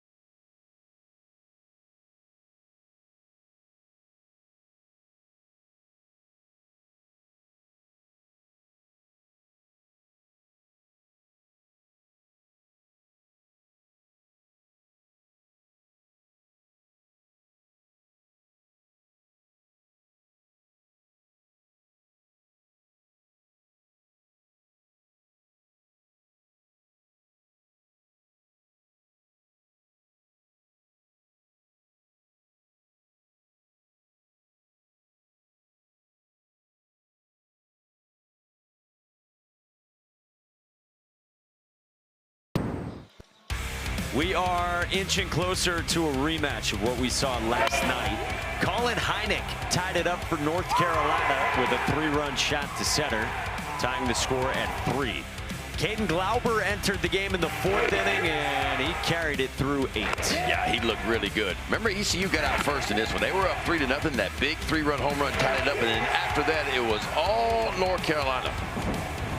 And so the bracket looks like this. Again, should East Carolina win this, they get North Carolina, and they would have to beat North Carolina tonight and then face them tomorrow, and that would be, should we get there, a winner-take-all Game 7. We go to the 9th, and the last hope for VCU with 3 outs left to play with in their season.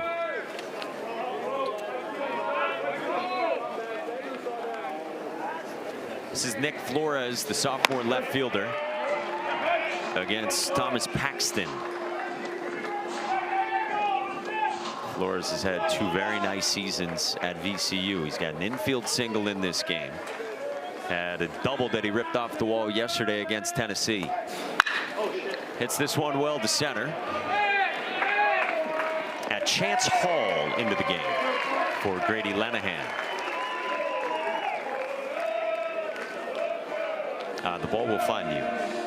Every time it feels like it finds you. If you make an error, be ready, because the next pitch is coming right to you. And if you enter a ball game, be ready. So 2 outs left to get for Thomas Paxton. The batter is Nate Kirkpatrick, junior from Canada. He's from Surrey, British Columbia. 2nd-year starter for him after he began his career with a year at St. Mary's. This year's taken a big step forward offensively. Consistent season. We've been both very impressed by him. Yeah, you hope you get that growth year to year. Certainly, he's a guy that's had some growth. That's how you continue to develop within your program, because development of players can be ugly sometimes. There's a lot of steps back.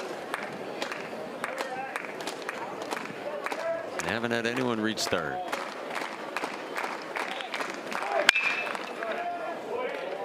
Had a few runners in scoring position, not many for VCU.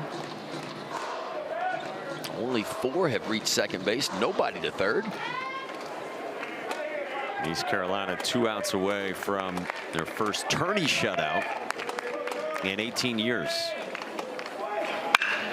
Laced to 3rd on a hop at Colby Wallace. 1 out away.